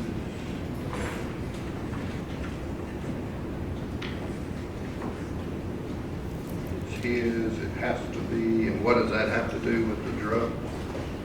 That's in regards to Mr. Taylor. Like I said, I was giving you everything so that we didn't have to go through this again. Okay, so this is relevant in terms of going back, finding out who the father is. Correct. And this shows that they're just discussing it. They're discussing it, but it's relevant because it goes to Mr. Taylor's state of mind that he would try to harm a child that could possibly not even Taylor's be state of mind. his.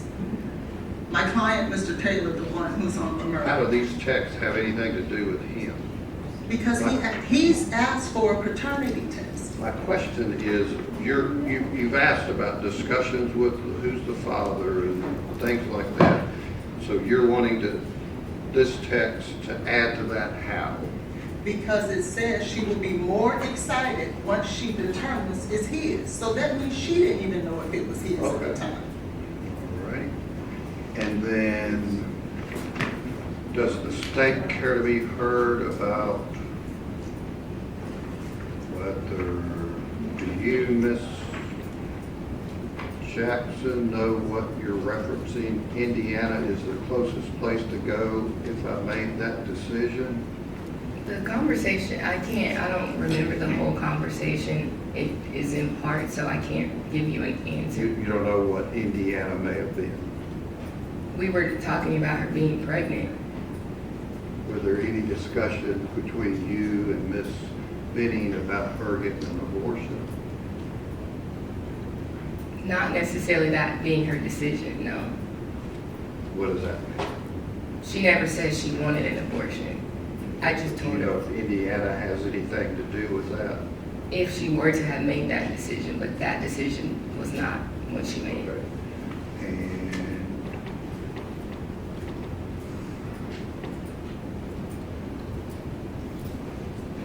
And this one says because you could be 8 and 2 weeks would be 10 and then too late. Do you know what that was about?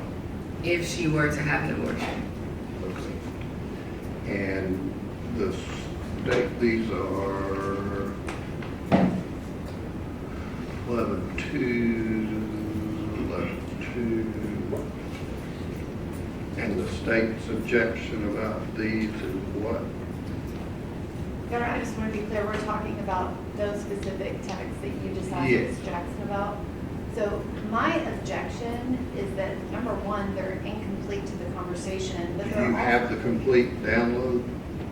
I We can give it, I didn't ask you. right, I'm sorry. Yes, I mean, I have access I to it. mean, you would agree with me, I'm just trying to be fair, you would agree with me that you asked a lot of questions of various witnesses about Miss Benning wanting to have her baby. Yes, And these would indicate that there were discussions about not doing that. and But Your Honor, yes, no, my objection. yes, no. I would like to ask the witness the question, but I Ask understand that the Ms. Jackson a conversation. question?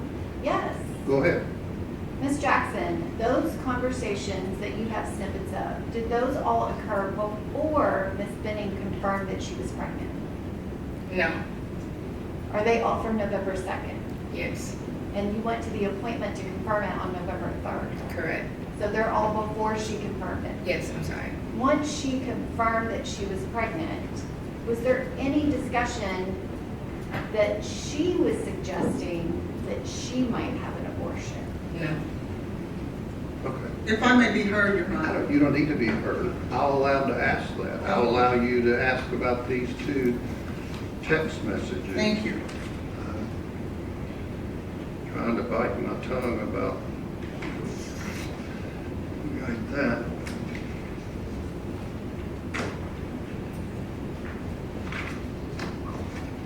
And Your Honor, may I be heard about the drug text messages? sure.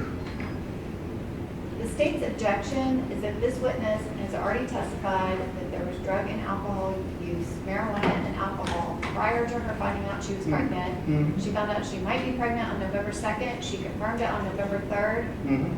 Any questions about drinking or drug use prior to that are completely irrelevant. It's cumulative. It's already been testified to, and the specifics of it have no relevance to the trial. They're wanting to argue the jury that she continued to be a drug dealer and may have overdosed on her own unintentionally. Your Honor, those messages are before she knew she was pregnant. Correct. And you can point that out. That they want to argue, good thing, bad thing, I'm not going to say, but they want to argue that Ms. Benning may have unintentionally overdosed on cocaine. Now, it is important to note while we're speaking about it, that she also had fentanyl in her system.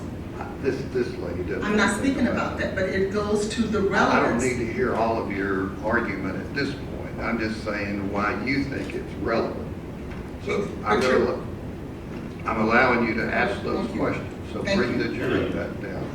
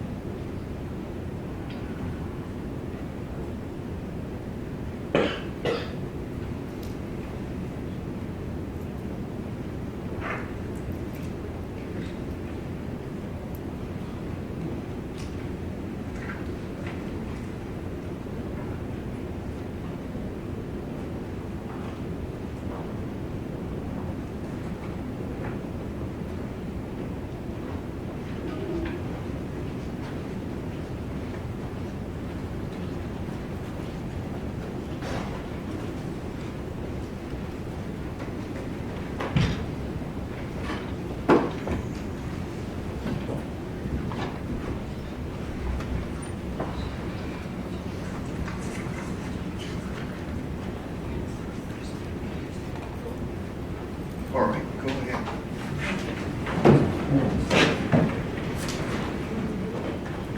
So, Ms. Jackson, during the month of October,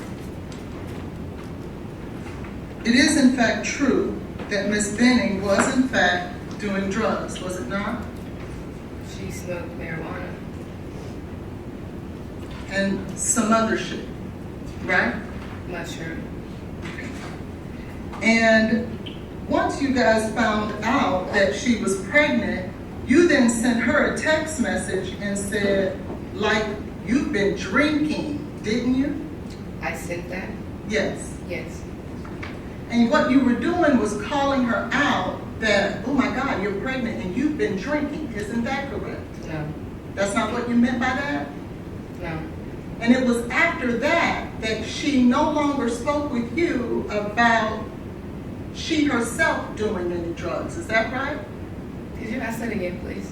Yes, after that text message that you sent her saying, like, you've been drinking, after that text message, she no longer sent you a text message about drinking or doing any drugs. Is that correct? I don't recall.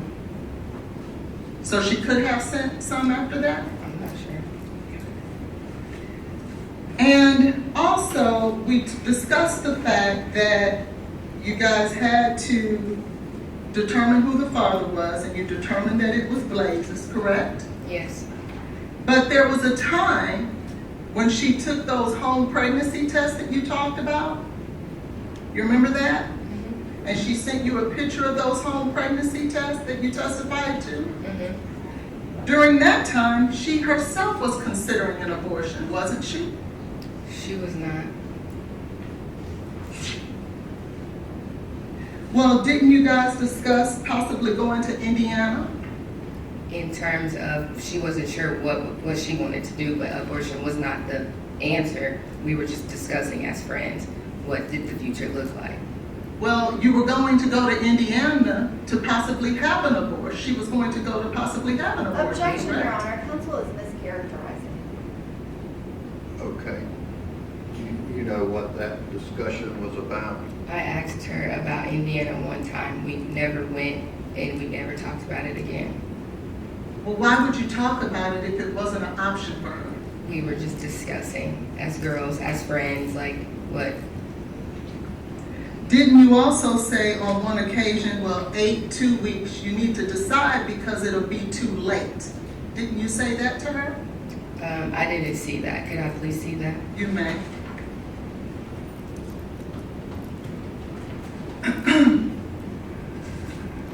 Or get that.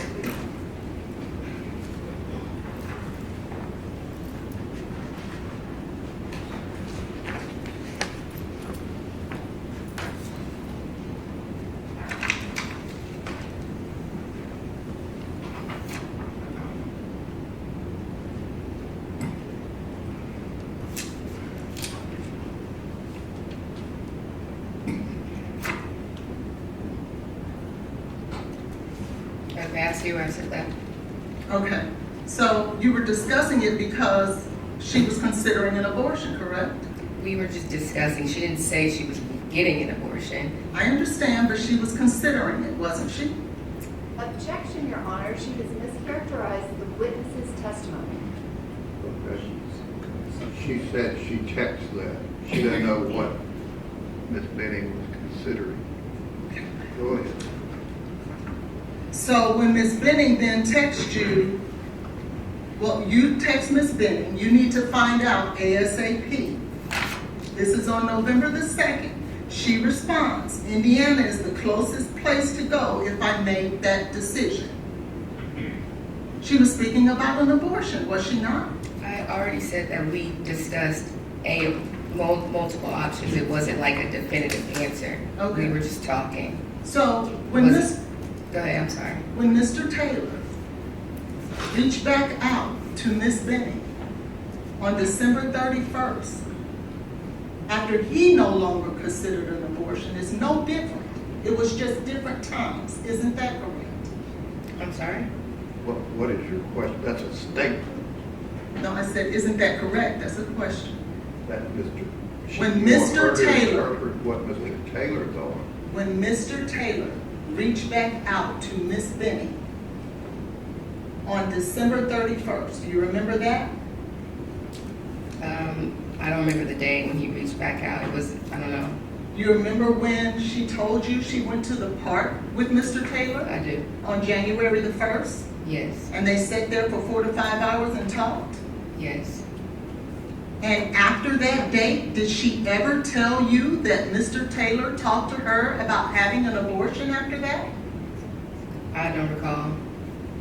So is it your statement that he could have, or you don't recall him ever saying that?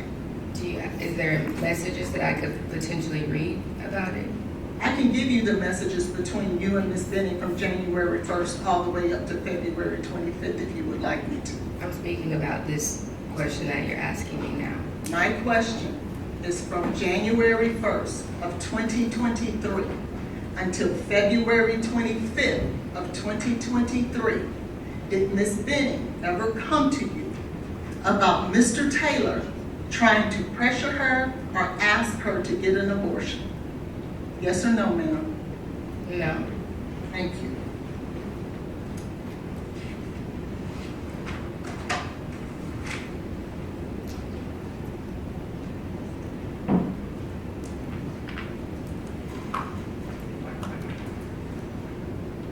Now, during this time that from the January 1st until the February 25th, isn't it true that you believed that Mr. Taylor was trying to work on the relationship? I can't necessarily speak for what he was doing. Okay, well, did you remember talking to one of the detectives? Saying what again? I'm sorry. That Mr. Taylor was trying to work on the relationship. Okay. Yeah. Okay. And that's what you shared with the detective, right? Okay. Yeah. Can you show me that reference? I would have to pull it out. I can't. This witness is not anonymous. Go ahead, what's your Thank you. question? I'd like to move on. All right, go ahead. Now, when it talking about Mr. Taylor and Miss Benning from February 1st until February 25th, Miss Benning never complained to you in any form or fashion about Mr. Taylor being abusive to her, pressuring her in any kind of way. Isn't that true? Correct.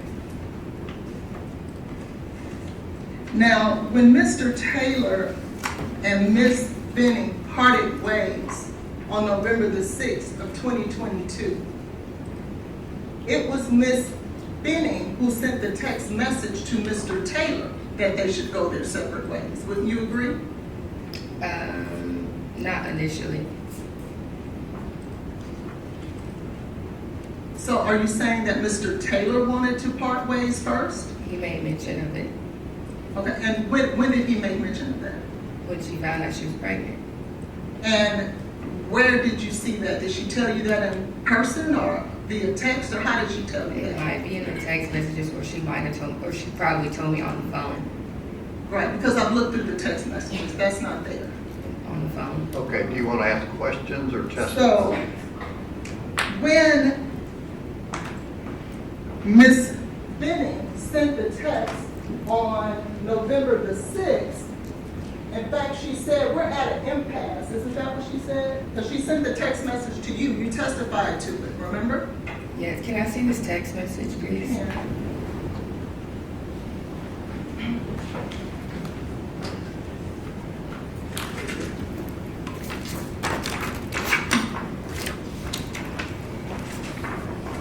Do you need a copy of that November 6th text?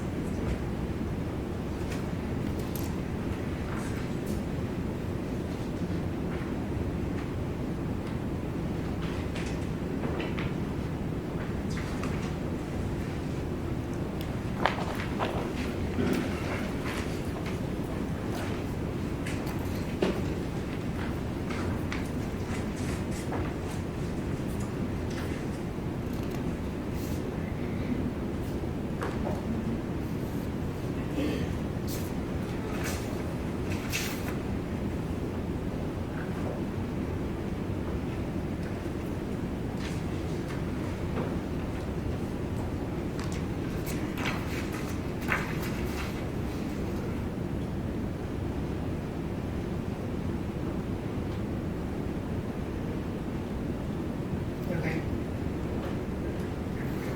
That's the text that you testified to on direct examination that you edited, correct? Mm-hmm. And that's the one where it was Miss Benning who sent the text message to Mr. Taylor, isn't that right? Mm-hmm. And what she says is, we need to go our separate ways. Isn't that what she said?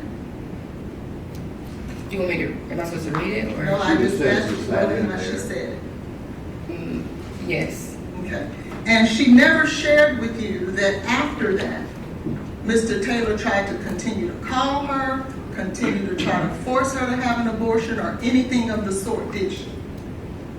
Could you repeat that? I'm sorry. After that text message, Ms. Benning never shared with you that Mr. Taylor tried to force her, coerce her, or do anything to force her to have an abortion, did she?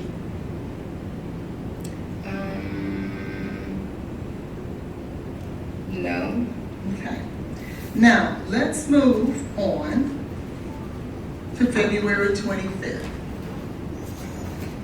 But before we do that, you did state on direct examination that you were willing to be this child's father, correct? Mm-hmm. And you were going to move in with her to help raise the baby, correct? If need be. And I think, did you refer to them as your babies, her and the baby, Jade and the baby were your babies? When did I say that? I'm asking if you ever referred to them as that. I don't remember. On February the 25th of 2023, you knew that Miss Benning was the one who planned this date night, isn't that right? Correct. And she reached out to you about what she should cook. Mm-hmm. And you stated she should cook the chicken Alfredo, right? Because you wanted some, that's your favorite food, right, from her? It is. Okay.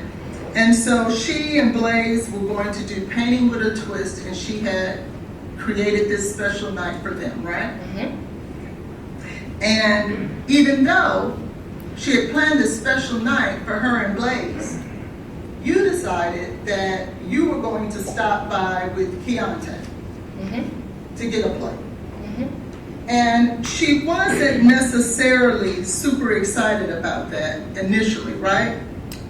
I can't say if she was or not. Well, didn't you at one point represent that? Well, I bet that girl was saying this bitch. Do you remember saying that? Not in that way, no. What way was it? Because I said that about Blaise was probably thinking that about me because I came by. But didn't she suggest that she would pack the food up for you to get the next day? She didn't say the next day, Okay, when did you think she meant? that night. And so then you and Keontae then came by, correct? Correct. And when you went there, you talked about that y'all had a group conversation, talked about future plans, correct? Activities, yeah. Future plans of doing things together. Mm-hmm. And Mr. Taylor was involved in those future plans, right? Mm-hmm. And that he actually invited you guys to stay that night, didn't he? After we left. Well, he didn't invite you to stay and play cards, and you said, no, I don't want to intrude? Not when I was there. Oh, this was after you This was left? when I left. And who told you that? Jade. Okay. And so you stated that he then, when all of that was going on, you called it a cute interaction. Do you remember that? Mm-hmm. But you testified on direct that it was somewhat obvious with the black hole thing, right? When discussing the painting. Okay. So just the painting and not Mr. Taylor and his view of it. I'm sorry? So when you were discussing that it was dark, you were only talking about the painting and not Mr. Taylor? I was talking about the painting. Because you actually characterized it as a cute interaction, didn't you? Because we were all talking and we just met him for the first time. Okay. And there was nothing about that evening that made you feel any way about the way Mr. Taylor was acting, were you? Beyond what I said about the painting. But yet you still called it a cute interaction. For her, yes. And the painting, if I could have State's Exhibit 1A and B, please.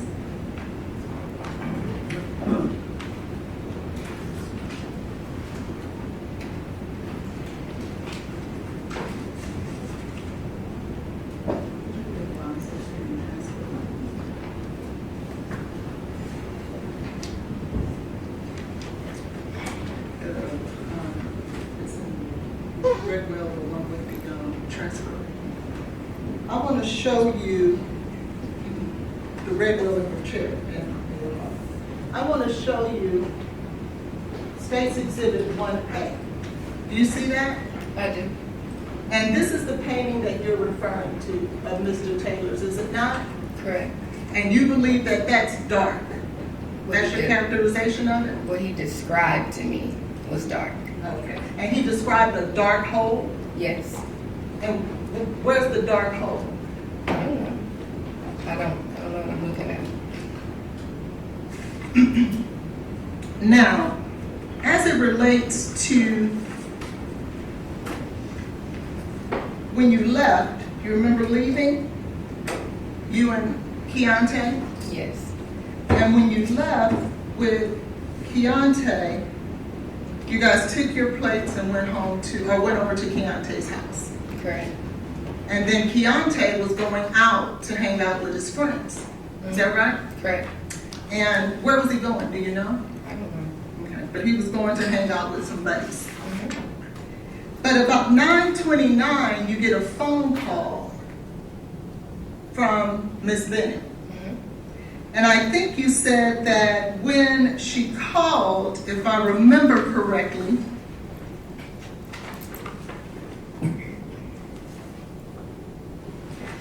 you said that when you picked up the phone, what you heard was, "What did you do?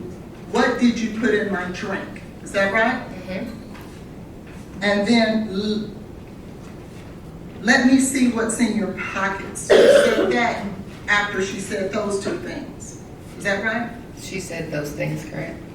But at 9:30, you sent her a text saying, "Are you talking to me?"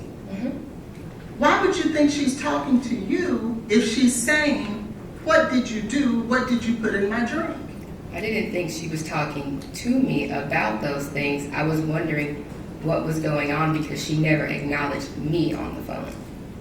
Well, wasn't there a time when you were talking to one of the detectives that you said that she was trying to say your name, Nijaiha? Didn't you say that? I don't remember that. Okay. We'll put a pin in that because. And after, I believe you said that after that interchange in regards to that, you say that it was something like you've never heard before. Isn't that what you said? Correct. And that it appeared like she was in danger. And that you had never heard your best friend in that way. Correct. And that basically she was accusing the man that she was alone in an apartment with for trying to kill her. Correct. You didn't think it would have been important to call 911?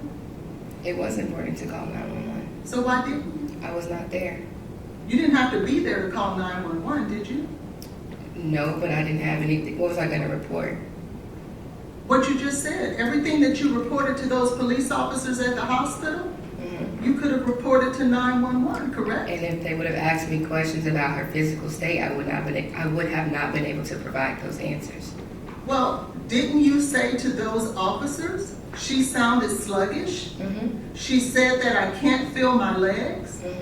Didn't you say that she said, I feel like I'm about to pass out? Isn't that directly related to her physical condition? I was not there to answer any questions that they would have asked me, additionally beyond what I provided for them, if I would have called. But you were so concerned that you stopped what you were doing and you drove over there. Yes. What were you going to do? What was I going to do when? When you got there? If 911 wasn't called, I would have called 911. I would have rendered aid. You had that opportunity 29 minutes before you got there. Is that a question? Yes, why didn't you do that? You've asked her that. Then you stated that at some point that she asked you to call Keontae. Isn't that true? I didn't say she asked me to call Keontae. I mentioned the words that I heard of his name. Okay, and so she never then, are you stating that she never told you to call Keontae on the three-way? No, May I have a moment, Your Honor? Did you ever tell Detective Smith that? I don't recall. Would it refresh your memory if you were to take a look at Detective Smith transcript talking to you? Sure. May I have a moment? Okay.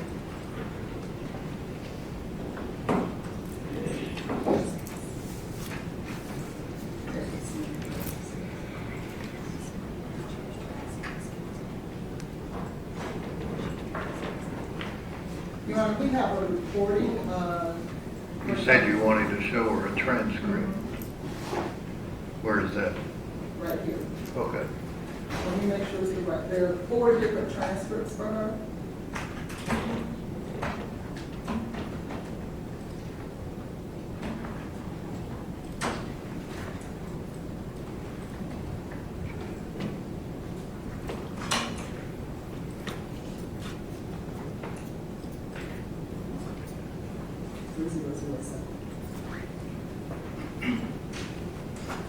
I'll move on until he finds it, Your Honor. So, after that, you go on to say, now, with Keontae, she really didn't know him, did she? She knew who he was.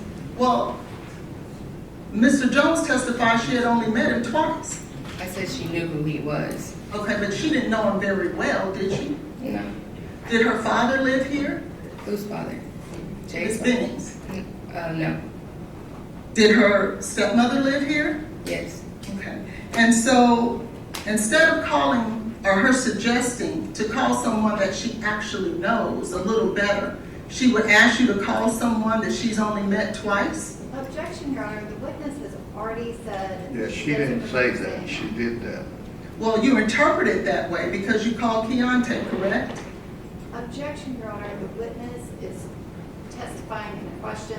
The attorney is, this witness has not said any of that. Do you want to clarify whether this young lady witness was told by Ms. Benning to call Keontae? What made you call Keontae? I heard the word key. Okay, and so you thought that to mean what? She was asking for him Why do you feel like she would be asking for him? because she was scared. That's how she sounded to me. So again, I'll ask you, why would you think, with her being scared, that she would want to call someone she's only known or only met twice? I have no idea. But that's what you did, correct? Mhm. So when Keontae gets on the phone, you then state that he asked Blaise, man, did you do this? Right? I said he asked, what did you do or what happened? Okay. I don't remember that exact verbiage. And so you don't remember the exact verbiage now? I just said what I said. He said, what did you do or what happened or something along those lines, yes. And how did Mr. Taylor respond? He said he didn't know. Okay. He didn't know what happened. Mhm. And so when you finally hear what's going on, you drive over there, correct? I was already on the way over there when she called me. And you were over there because you were on your way over there because you felt like she was in dire straits. And what? Dire straits, meaning she was in trouble. She was, yes. Okay. And so you get over there. Do you call her mother before you get there, given the fact that she was in so much trouble? I called her mother, yes. Before you got there, did you call her mother? Yes. I thought you didn't call her mother until you got there. Is that not right? I never said that. Okay, so when exactly did you call her mother? After Blaise told me he was calling 911. Okay. And so when you got there, you actually, well, before you got there, you talked about at 9:47, you made the second call. I don't remember what time. You don't remember what time you said that you called the second time? I don't remember exactly what time, no. Okay. And then when you get there, in fact, 911 is there. Is not? Correct. The EMS was there just like he said they were.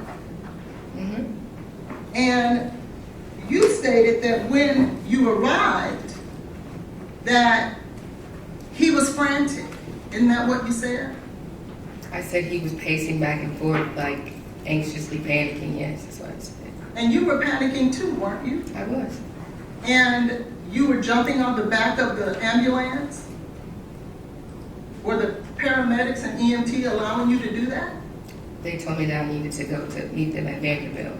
Did they try to stop you from jumping on the back of the ambulance? I didn't jump on the back of the ambulance. I was trying to see through the window what was going on with Jade. And were you getting in the way of the paramedics? No, Not at all. no. And you feel like jumping on the back and trying to look inside? She said she didn't do that. Would you be surprised to know that someone testified that you did? Objection, Your Honor. Counsel is mischaracterizing the witness. You'll just ask testimony. questions instead of testifying, please, ma'am. Now, when you got to the hospital, you had to check into the hospital, didn't you? I did. And when you checked into the hospital, you had to go through a metal detector, I did. and they gave you a visitor's pass, I don't remember. but you did have to go through a metal detector. I did.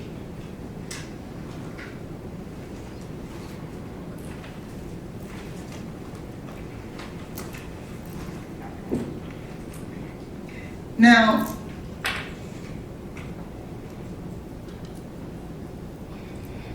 when you guys left Miss Benning's home, Mr. Taylor didn't go back upstairs, did he? No, He went straight to the hospital just like you did. correct. So he never had an opportunity to go back upstairs, did he? Objection, Your Honor. Calls for speculation. All right, I'll sustain the objection. Did you see Mr. Taylor get in his vehicle? Get it, You see him get in his vehicle? Yes, And did you see him drive off? yes. So he didn't have an opportunity to go back upstairs, did he?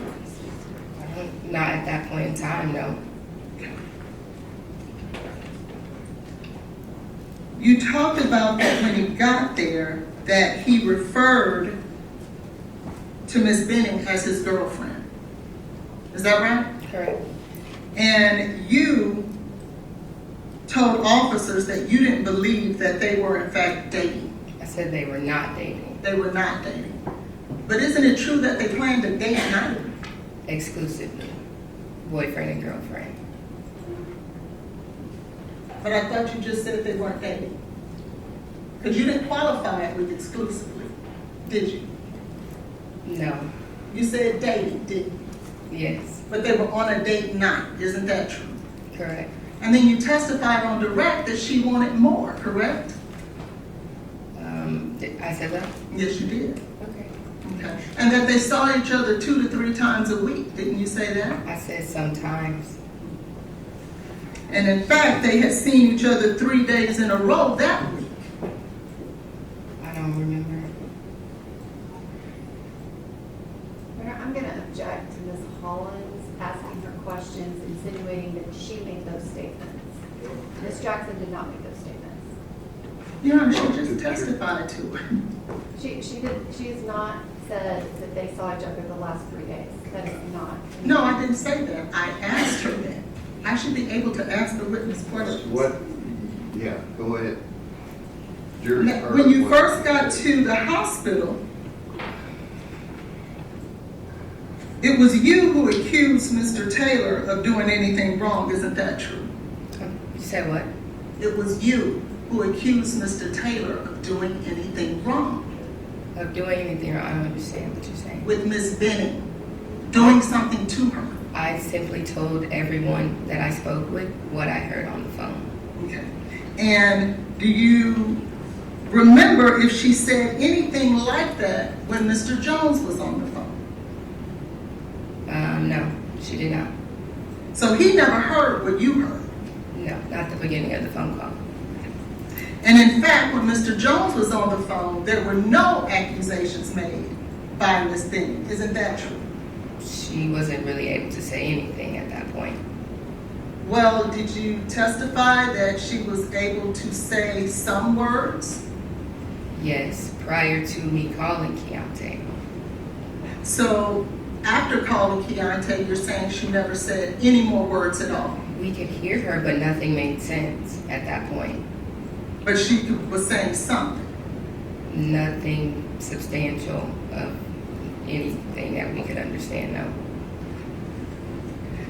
And it's your testimony that you do not remember exactly what time that second phone call was? I don't remember what time that second phone call was. What time was the first call? 9:29, And how long did it last? 6 minutes.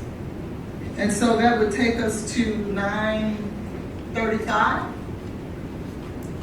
Sure. Okay. And so, can I have State's Exhibit, the NFB record? What do you need? The NFB records. That's been It is 5.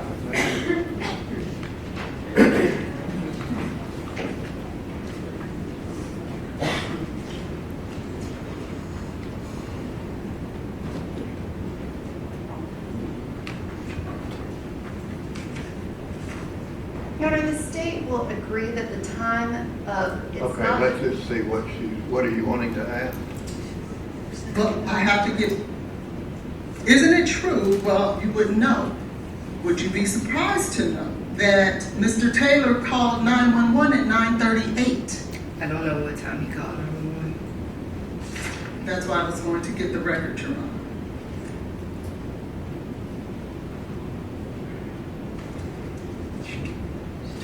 If he called 911 at 9:38, you called back a second time, correct? I did. And when you called back the second time, how long did that conversation last? I don't remember. And when you got to his house, you will agree with me that EMS was already there. I did not go to his house. I'm sorry, to Miss Benning's house. EMS was already there, yes.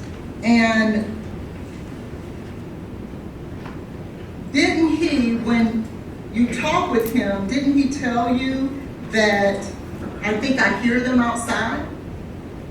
He said I hear sirens or something. Yeah, he made mention that he heard something. And that would have been on the second call, correct? Correct.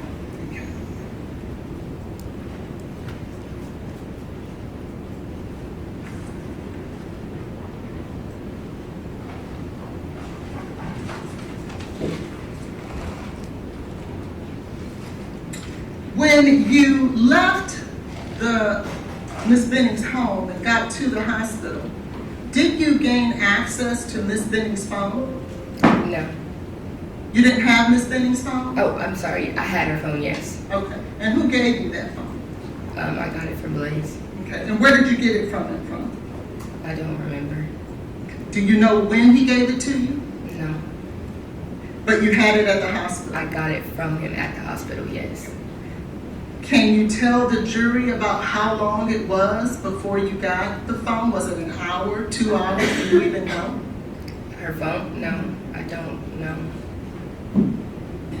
What did you do with the phone when you had it? I had it in my hand or my purse. I don't remember. And what, if anything, did you do with the phone? I didn't do anything with the phone. You testified that Keontae showed up, is that right, at the hospital? Yes. Did any of the police officers tell you that they wanted to speak to Keontae? No. I mean, yes, I'm sorry. Yes. Okay, so when Keontae showed up at the hospital, did you tell him, hey, the police want to talk to you and get your side of the story? They didn't specify when. Well, they talked to you that night, right? And they asked to talk to me. Well, my question is, they talked to you that night, didn't they? Yes. I How was. many police officers did you speak Objection, with? Your Honor. Argumentative. I also, How many police officers? Is that That's your argument. argument? it's argumentative with what she's saying to her about asking about police officers wanting to talk to Keontae. She's answered the question. Okay. These questions Her are question relevant. was, do you recall how many police officers you spoke with? Is that right? Maybe 2 or 3. I don't remember exact number now. And you were certainly concerned for your friend, weren't you? Yes. And you wanted to make sure that the police officers got as much information as possible, right? Mm-hmm. Now, Keontae is the one other witness to how Jade was sounding and feeling. Would that be right? Correct. There's nobody else with that information but him. Okay. You didn't tell him, hey, go inside. Tell these police officers what happened. You didn't do that? No. Why not? I don't know. I don't know. Don't you think that would have been important? They would have said something to him. I'm sorry? I said if they wanted to speak with Keontae, I feel like they would have spoken with him. You didn't feel it was important enough to tell Keontae that night, but you did feel it was important enough to accompany Miss Franklin to Miss Benning's home and to remove evidence out of the apartment. Is that right? What's the question? You didn't feel that it was important enough for the only other witness to Miss Benning's situation, medical emergency, to go talk to the police, but yet you felt it was Your Honor, important. she has answered that question. She asked me to repeat the question. You asked the question No, I have after not. that, and you went back to the one before. Did May I you finish the tell question? Mr. Jones to stay and talk to the police? I did not tell him to That's- stay. But That you wasn't- did go to the apartment? Yes. Okay. And when you went to the apartment, you had spoken to 3 officers, 2 to 3, is that right? I don't remember how many I spoke with, but I spoke with officers. And surely you knew, because you told them everything that was going on, that they were going to investigate, correct? Correct. But yet you felt that it was on you to do the investigation. Is that right? No. But you went there before the police went there. Objection, Your Honor, she answered the question. Okay, she went there before the police went. Why did you remove evidence? Because according to you, that's a crime scene. Why would you remove evidence from a crime scene? It was not a crime scene when I went there. There was no one that told me I could not go, so I went. Didn't you accuse Blaise of a crime? I told them what I heard on the phone. Well, let me ask you this. If you believe that Mr. Taylor put something in Miss Benning's drink to cause harm to the unborn child, would that be a crime? Yes. And you didn't believe that was a crime? I did believe it was a crime. And so you're going to do the investigations for the police instead of allowing them to do it? Sure. And remove vital evidence from the scene? What did you do with it? I didn't have anything. Who had it? I moved the camera. Okay, so let's talk about that. You moved the camera. I did. The camera had the potential to video or record Mr. Taylor doing anything that Miss Benning was accusing him of. Isn't that true? Yeah. Yes. So why would you move the very thing that could have recorded him? Because it was not in the location where she had it at. And isn't that all the reason more to leave it there so the police can see that it was in a location different than what it was? Sure. Yeah. So why'd you move it? Because it was not where it was supposed to be, and if he did come back to her place, we would have seen that. You also would have seen, if he did what you said that Miss Benning was saying, they would have seen that. Isn't that true? Yes. Which one would you think would be more important to preserve? What he did according to what you said Miss Benning said he was doing, or him coming back into the apartment? Which one do you think is more important? I'm not sure. And so you then moved that camera into the kitchen area. Did you look at it?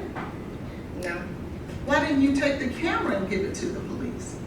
I didn't take anything out. You were there when Ms. Franklin took it out, right? Correct. Did you assist Ms. Franklin in taking it out? Objection, Your Honor, she has asked and answered that question. I've never asked that question. Assist her in what? Did she assist Ms. Franklin in removing evidence from the scene? I walked out with her. But you didn't have the comforter? No, Did you see a washcloth there? no, Did you see a glass on the counter? yes, And isn't it true that you stated that Ms. Benning was drinking out of a glass? mhm, And that same glass was on the counter, was it not? yes. Why didn't you take that? I didn't take anything. Well, you moved the camera. I did not take anything. Well, why didn't you move the glass? It didn't have the same drink in it that she had earlier.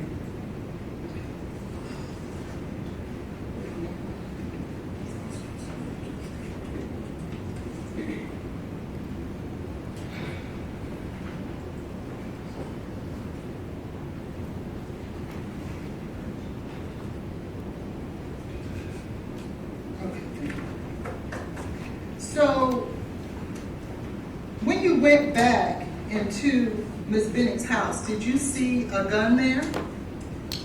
No, Do you know whether or not Ms. Benning had a gun there? I'm not sure. I want to draw your attention back to State's Exhibit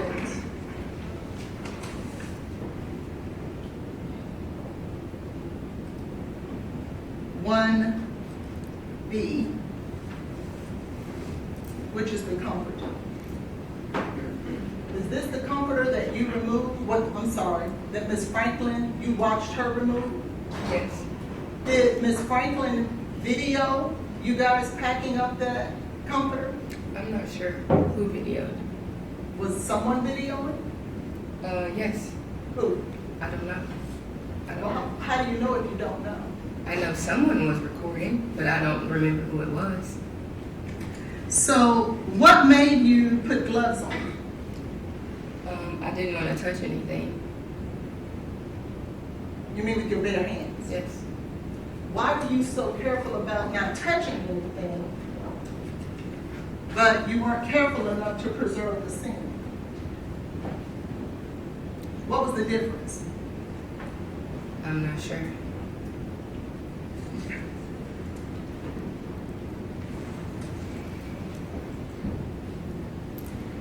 When you went to the hospital and you started talking to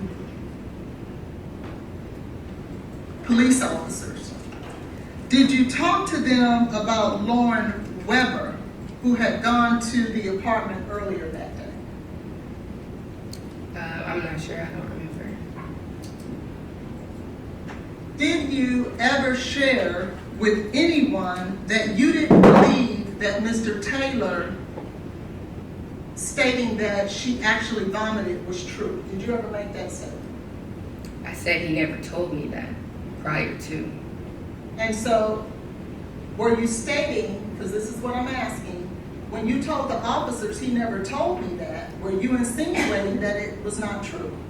I was insinuating when I was asking him on the phone and prior to me getting there what happened, what was going on. He did not inform me that she vomited until after we both disclosed our perspective, or not even perspective, what we both experienced that night.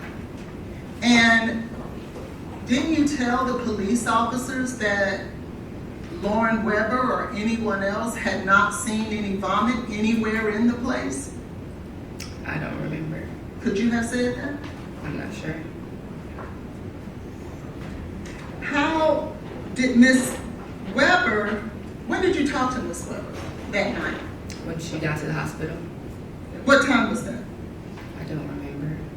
Was it before or after she went to Miss Bennett's home?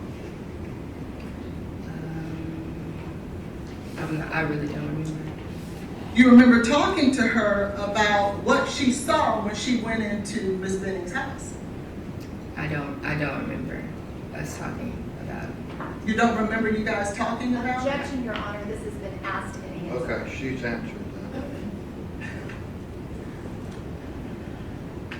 Let's talk a little bit about the allegations that you made or talked to the police officer about as it relates to Mr. Taylor, okay? You remember talking to them about a cup that was missing. I don't remember. You don't remember that either. I don't remember talking about that. Like, no. Okay. Do you remember talking about whether or not he wiped her face or any of those types of things? You said, did I? Mm-hmm. I don't remember talking about any of that. And do you remember whether or not the allegations you made in regards to what he was saying in response to what you were saying? Remember you said he didn't say anything? Objection, Your Honor, she's mischaracterized the witness's testimony. Your Honor, may I respond? What are you talking about?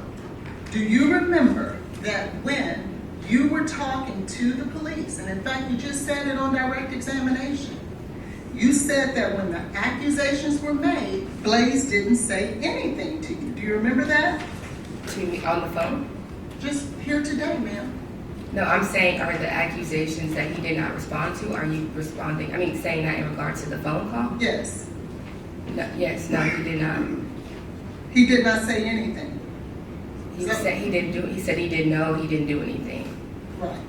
He said, I didn't do anything.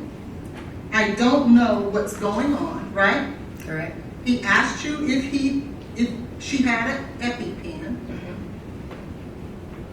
Mm-hmm. He said, I don't have anything in response. According to you, he says, I don't have anything. Mm-hmm. And it's your testimony that in response to questions being posed of him, he said nothing.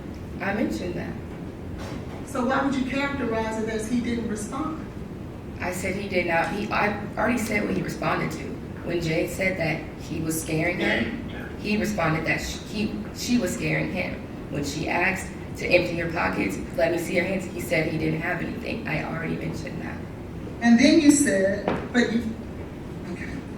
you also said that he would never FaceTime me, right? Mm-hmm. Well, if he was busy tending to Miss Benning and or trying to get to 911, the emergency people, would you be more concerned with him caring for her or FaceTiming you? I asked for him to FaceTime me before he told me he was calling 911.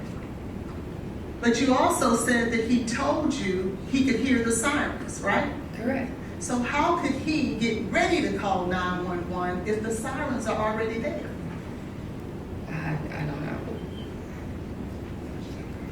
But that's your testimony. What's my testimony? That he said, I'm about to call 911. Yes. And that was on the second call. Yes.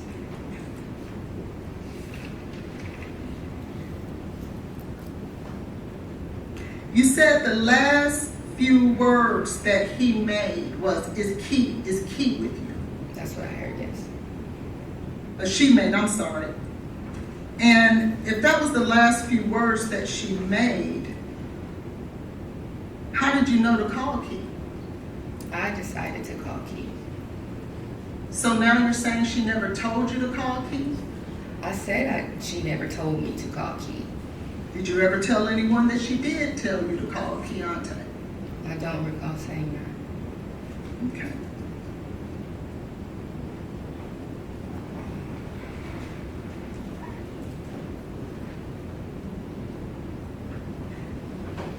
You stated on direct examination, he wasn't giving me anything, right? Mm-hmm. What did you mean by that? As I was asking him what was going on, what happened, he never had anything to tell me. Like, Now, didn't you say that he told you that they danced? That was at the hospital. What he told me. So then he did tell you something. When I made that statement, I was saying in terms of when I was asking him what was going on, he didn't give me anything. Wasn't he in the middle of a medical emergency? Yes. Okay.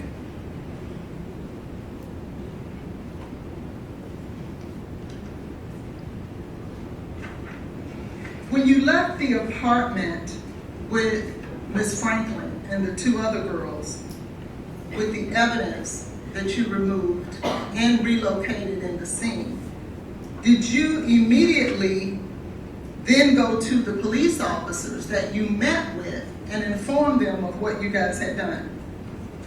I don't remember. You don't remember if you went to the police after I don't that? remember if I went to the police when I don't remember like when I spoke with them. Okay.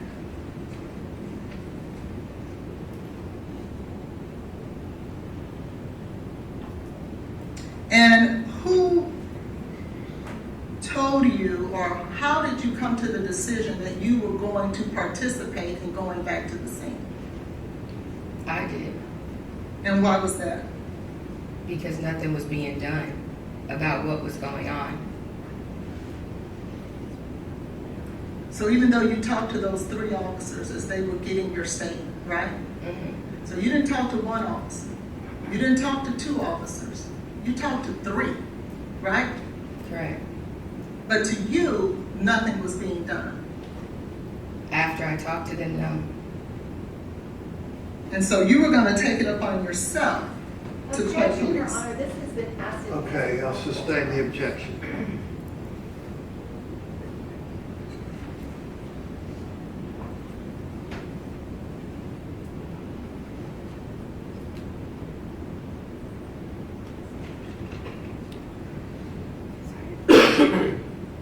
Is there any other person, Ms. Jackson, besides you, who heard any of these alleged allegations No. that Ms. Benning made? No. Is there any other person besides you and the other three women that went into that house that manipulated evidence from the scene? Can you say that question again? I'm sorry. Are Does there- she know of anyone else that went into the apartment? Yes. Do you know of anybody else that went in? No. Well, I thought you knew Miss Weber went into the scene. Oh, yes, she did. I'm sorry. I'm And sorry. what did she remove out of the scene? Objection, Your Honor, she has a lack of personal knowledge. Sorry, I'll Can she sustain. respond to that instead of the prosecutor? I Did object Ms. to the Weber say question. anything about what she did? No. Okay, she doesn't know.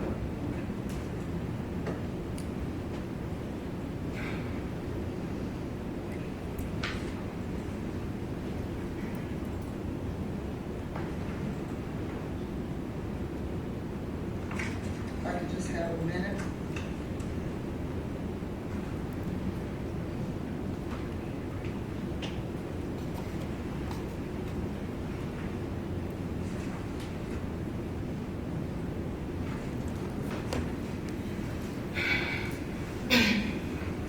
Now, you talked about that Ms. Benning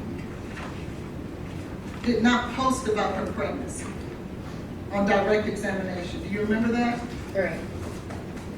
And you stated that that was something that she wanted to do, right?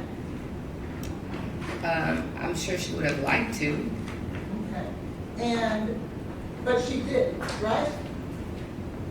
She did not. What are you insinuating when you say that she did not post? I'm sorry. What did you say? What are you Why is insinuating? somebody saying anybody about insinuating? Because the question was asked on direct examination that Ms. Benning was, although she was very happy about her pregnancy, she would never post on the internet.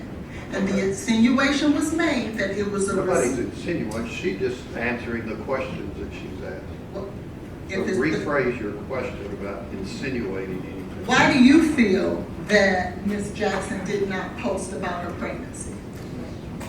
I feel, I'm sorry, why Ms. Benning didn't post about her pregnancy? I just feel like she was trying to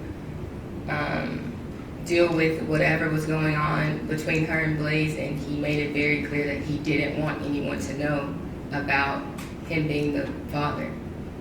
Now, wasn't Ms. Benning dating other men? She was talking to other people Okay. Isn't Jarius Porter one of those men? at a point in time. And wasn't it a time where she did not want him to know that she was pregnant until she was ready to tell him? I'm sorry?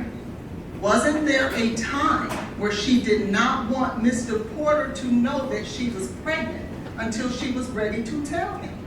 I just think she wasn't ready to tell him. If she would have posted she was pregnant, he would have known, wouldn't he? She might have wanted to tell him on her own. Correct. So it wasn't that Mr. Taylor didn't want her to post. She had her own reasons. Isn't that right? No. I want to bring your attention to a text that you wrote to Ms. Benning on February 5th of 2023. Objection, Your Honor, to hearsay. It is an out-of-court statement. Well, I'll ask you this. Did you ever ask Ms. Benning, when are you going to post? I did ask her. Okay. And isn't it true that in her response, it said nothing about Mr. Taylor? I'm not sure. Did I see that? Yes, you may.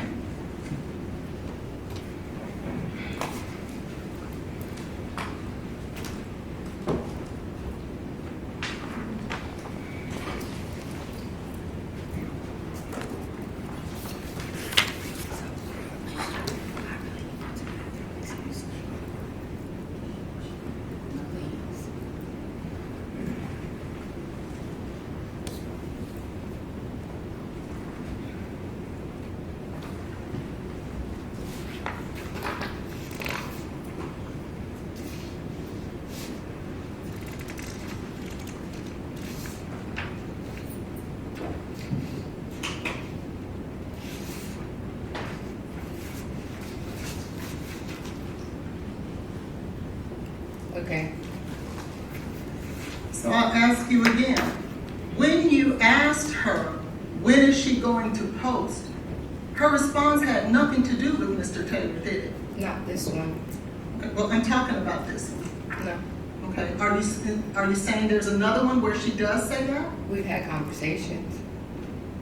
Was that in person? Person on the phone, we definitely talked about it. Okay. But in this text message, when you directly ask her the question, she never talks about Mr. Taylor, does she? Not in this text message. Okay.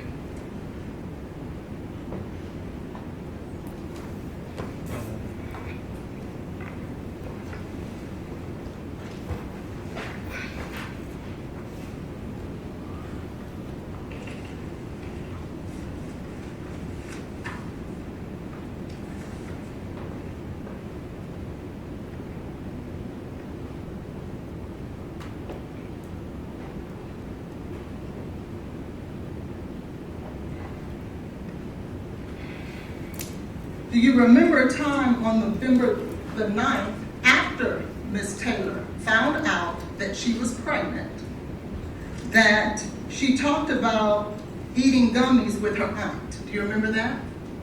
I remember the conversation. And isn't it true that her aunt offered her some gummies after that day? Her aunt did not know she was pregnant. And Ms. Benning's response was, I told her I needed to eat first. Do you remember that? Mm-hmm.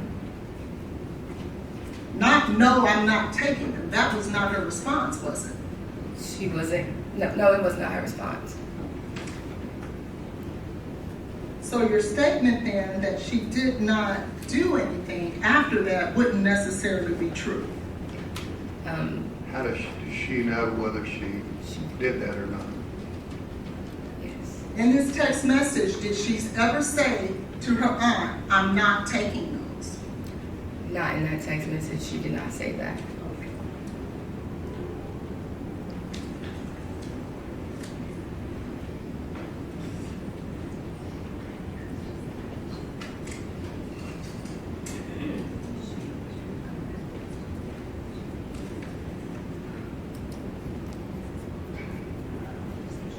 speaking directly about Mr. Taylor and Miss Benning, did she ever tell you that in any way that he was violent towards her?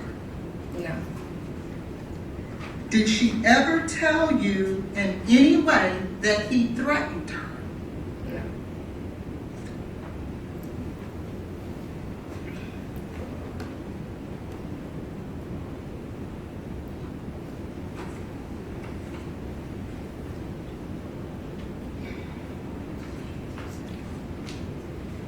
So outside of this incident, in regards to what you heard but no one else heard, there is no other situation throughout the course of Mr. Taylor and Miss Benning's relationship that there has ever been any form of violence or threat against her. Isn't that true? No. I pass the witness. Or does the state have redirect? I do, Your How Honor. long do you think that would be?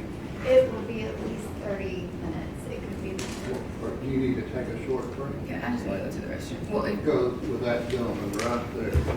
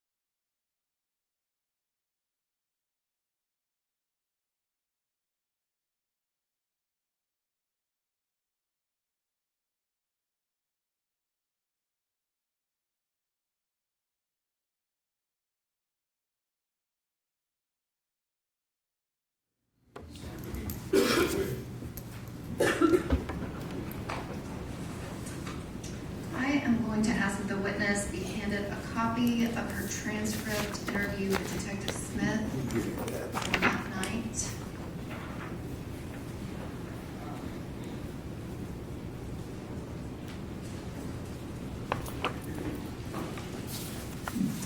Ms. Jackson, if you could please turn to page 2 of the transcript, if you could go to line 27 through 30. And can you read out what you said about Chianti and anything that Ms. Jade Benning said about Chianti to Detective Smith? Your Honor, I'm going to object to her reading for something that has not been offered into evidence. prosecutor can pose the question, but to read from something not into evidence is inappropriate. I'm happy to ask a question format, Your Honor. Go ahead. Ms. Jackson, is it true that you said, it sounded like that, it sounded like, I can't even like explain it. Like it was like, get here ASAP. And she was trying to say the guy's name is Chianti. And she was like, is Chianti, but she was trying to say his name, but she couldn't. But I could tell that's what she was trying to say. I'm going to object to counsel testifying and leading the witness. Okay, I'll overrule the objection. Is that what you said to Detective Smith about what Miss Benning said about Chianti? Yes. And you never told Detective Smith that Miss Benning asked you to call Chianti. Isn't that correct? Correct. And you called Chianti on your own. And why did you do that? Like I said, like I feel like she was scared. I heard Key, and I was just with her, and I wanted him to hear the way that she sounds. So that's why I made the decision to call Chianti. And if you could turn to page 4 of that same transcript, and if you could look at lines 42 through 47. When you were asked about Miss Benning and Mr. Taylor's relationship after January of 2023, you responded to Mr. Smith, she doesn't send him any pictures, ultrasounds. Like I just went to her house 2 days ago and the ultrasounds were on the countertop. I get there today and they're gone. So she tried. It's not like she tried to hide it from him, but Hang on a second. What is your question? I'm asking her if this is what she said in response to what the relationship was like. Miss Collins, Ask her.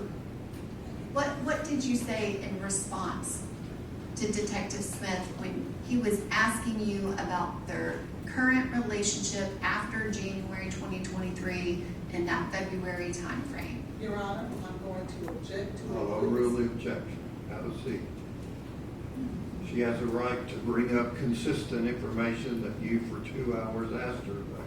But she's not allowed to read from something that's not in evidence. She is on She's direct asking this, examination. have a seat. Thank you. May I have a ruling, Your Honor?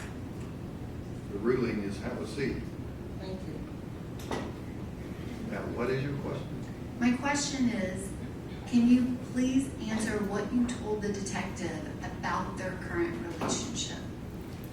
I told them that I would ask her if she would send Blaise pictures of like her ultrasounds and things like that, and she said no ultimately because she doesn't want to get him all riled up, and she knows that she's not going to get the reaction that she wants from him, like acknowledging that, you know, that they were beautiful or any way that would give compliments to her or her pregnancy.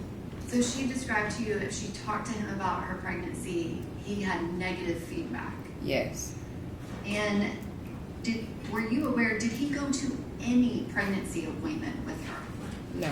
Were you aware of whether or not Miss Benning asked him to go to the appointments with her? Yes. And did she send you his responses? Yes. And what were his responses? Pretty much like he was too busy. Did you have any indication that Mr. Taylor was interested in actively being involved in Miss Benning's pregnancy in February of 2023? I'm sorry, one more time. Did you have any information that Mr. Taylor did anything to be actively involved in her pregnancy? No. And you were asked questions about if there were any discussions about abortion. Mm-hmm. Could you please describe what your discussions were with Miss Benning about abortion? We briefly talked about it in terms of like, just like I said, girl talk, having conversation, but she never like actually said that she wanted to have an abortion. Did she ever say that she wanted to have an abortion? No. Did she actually say the opposite of that? Yes. And when abortion came up, What was the context of that conversation? She was saying she was not having an abortion. Was there anyone that was party to that pregnancy that wanted her to? Yes. And who was that? Blaise. And did she express that to you? Yes. And what was Miss Benning's response to him wanting her to have an abortion?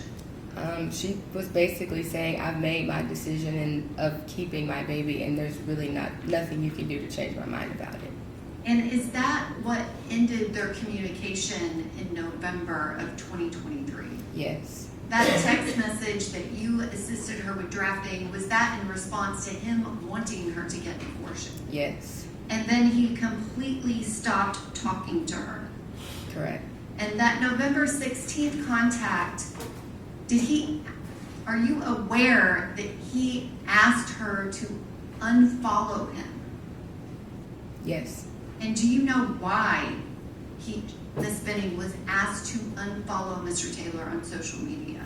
He said he did not want to see anything about the baby. He wanted no parts.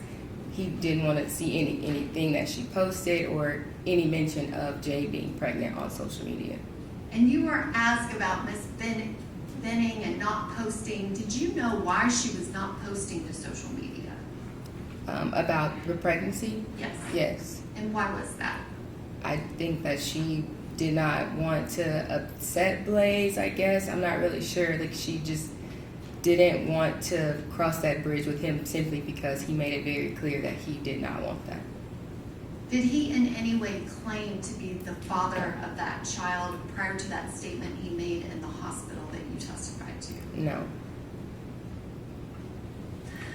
And you were asked a lot of questions about drug use and specifically some random text message about edibles.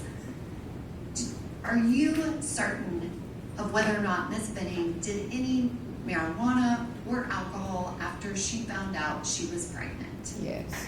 And what is it that you absolutely know about that? She was not. I can have just one moment.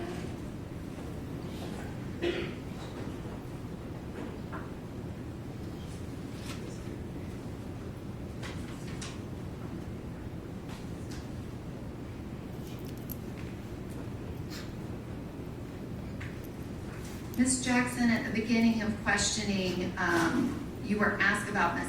Denny, and you said you knew of her, and then you said you met her before. Mm-hmm. Had you met her before any of this happened? No. Thank you. Any recross? Yes.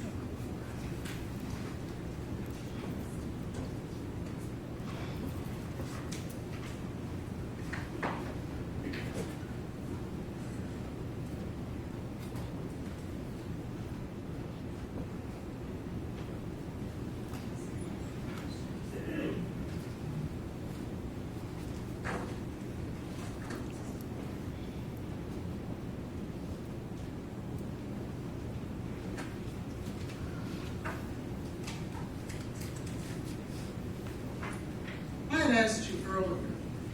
What's your question? My question is, you stated before that there was no call, like you didn't know what time your call was, a second call. You remember that? Mm-hmm. And in fact, that call was at 9:47. That wasn't asked on redirect, so where are we going on that? Well, when you talked about the drugs on redirect, do you remember that? Yes. And do you remember stating at the bond source hearing, you testified under oath that the only drugs that you and Ms. Benning did was marijuana. Do you remember that? Correct. But that wasn't the truth, was it? Yes. You said me and Miss Benning. Well, didn't we talk about the fact that y'all were going to do mushrooms together? I never did. Okay.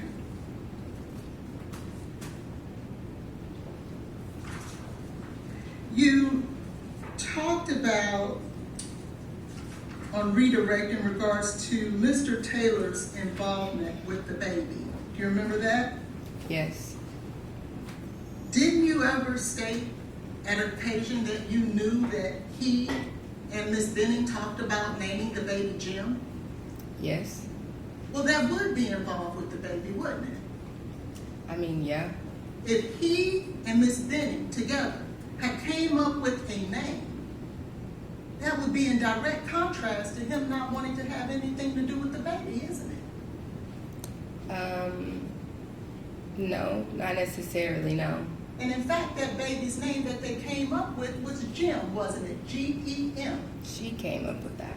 And he agreed to it. Because Okay. his name was Blaise and hers was Jade. Isn't that true? I'm not sure about that. So your best friend didn't tell you that? I knew about the name Jim, That they agreed to come up with together?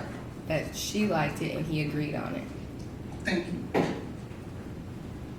Anything else? One question.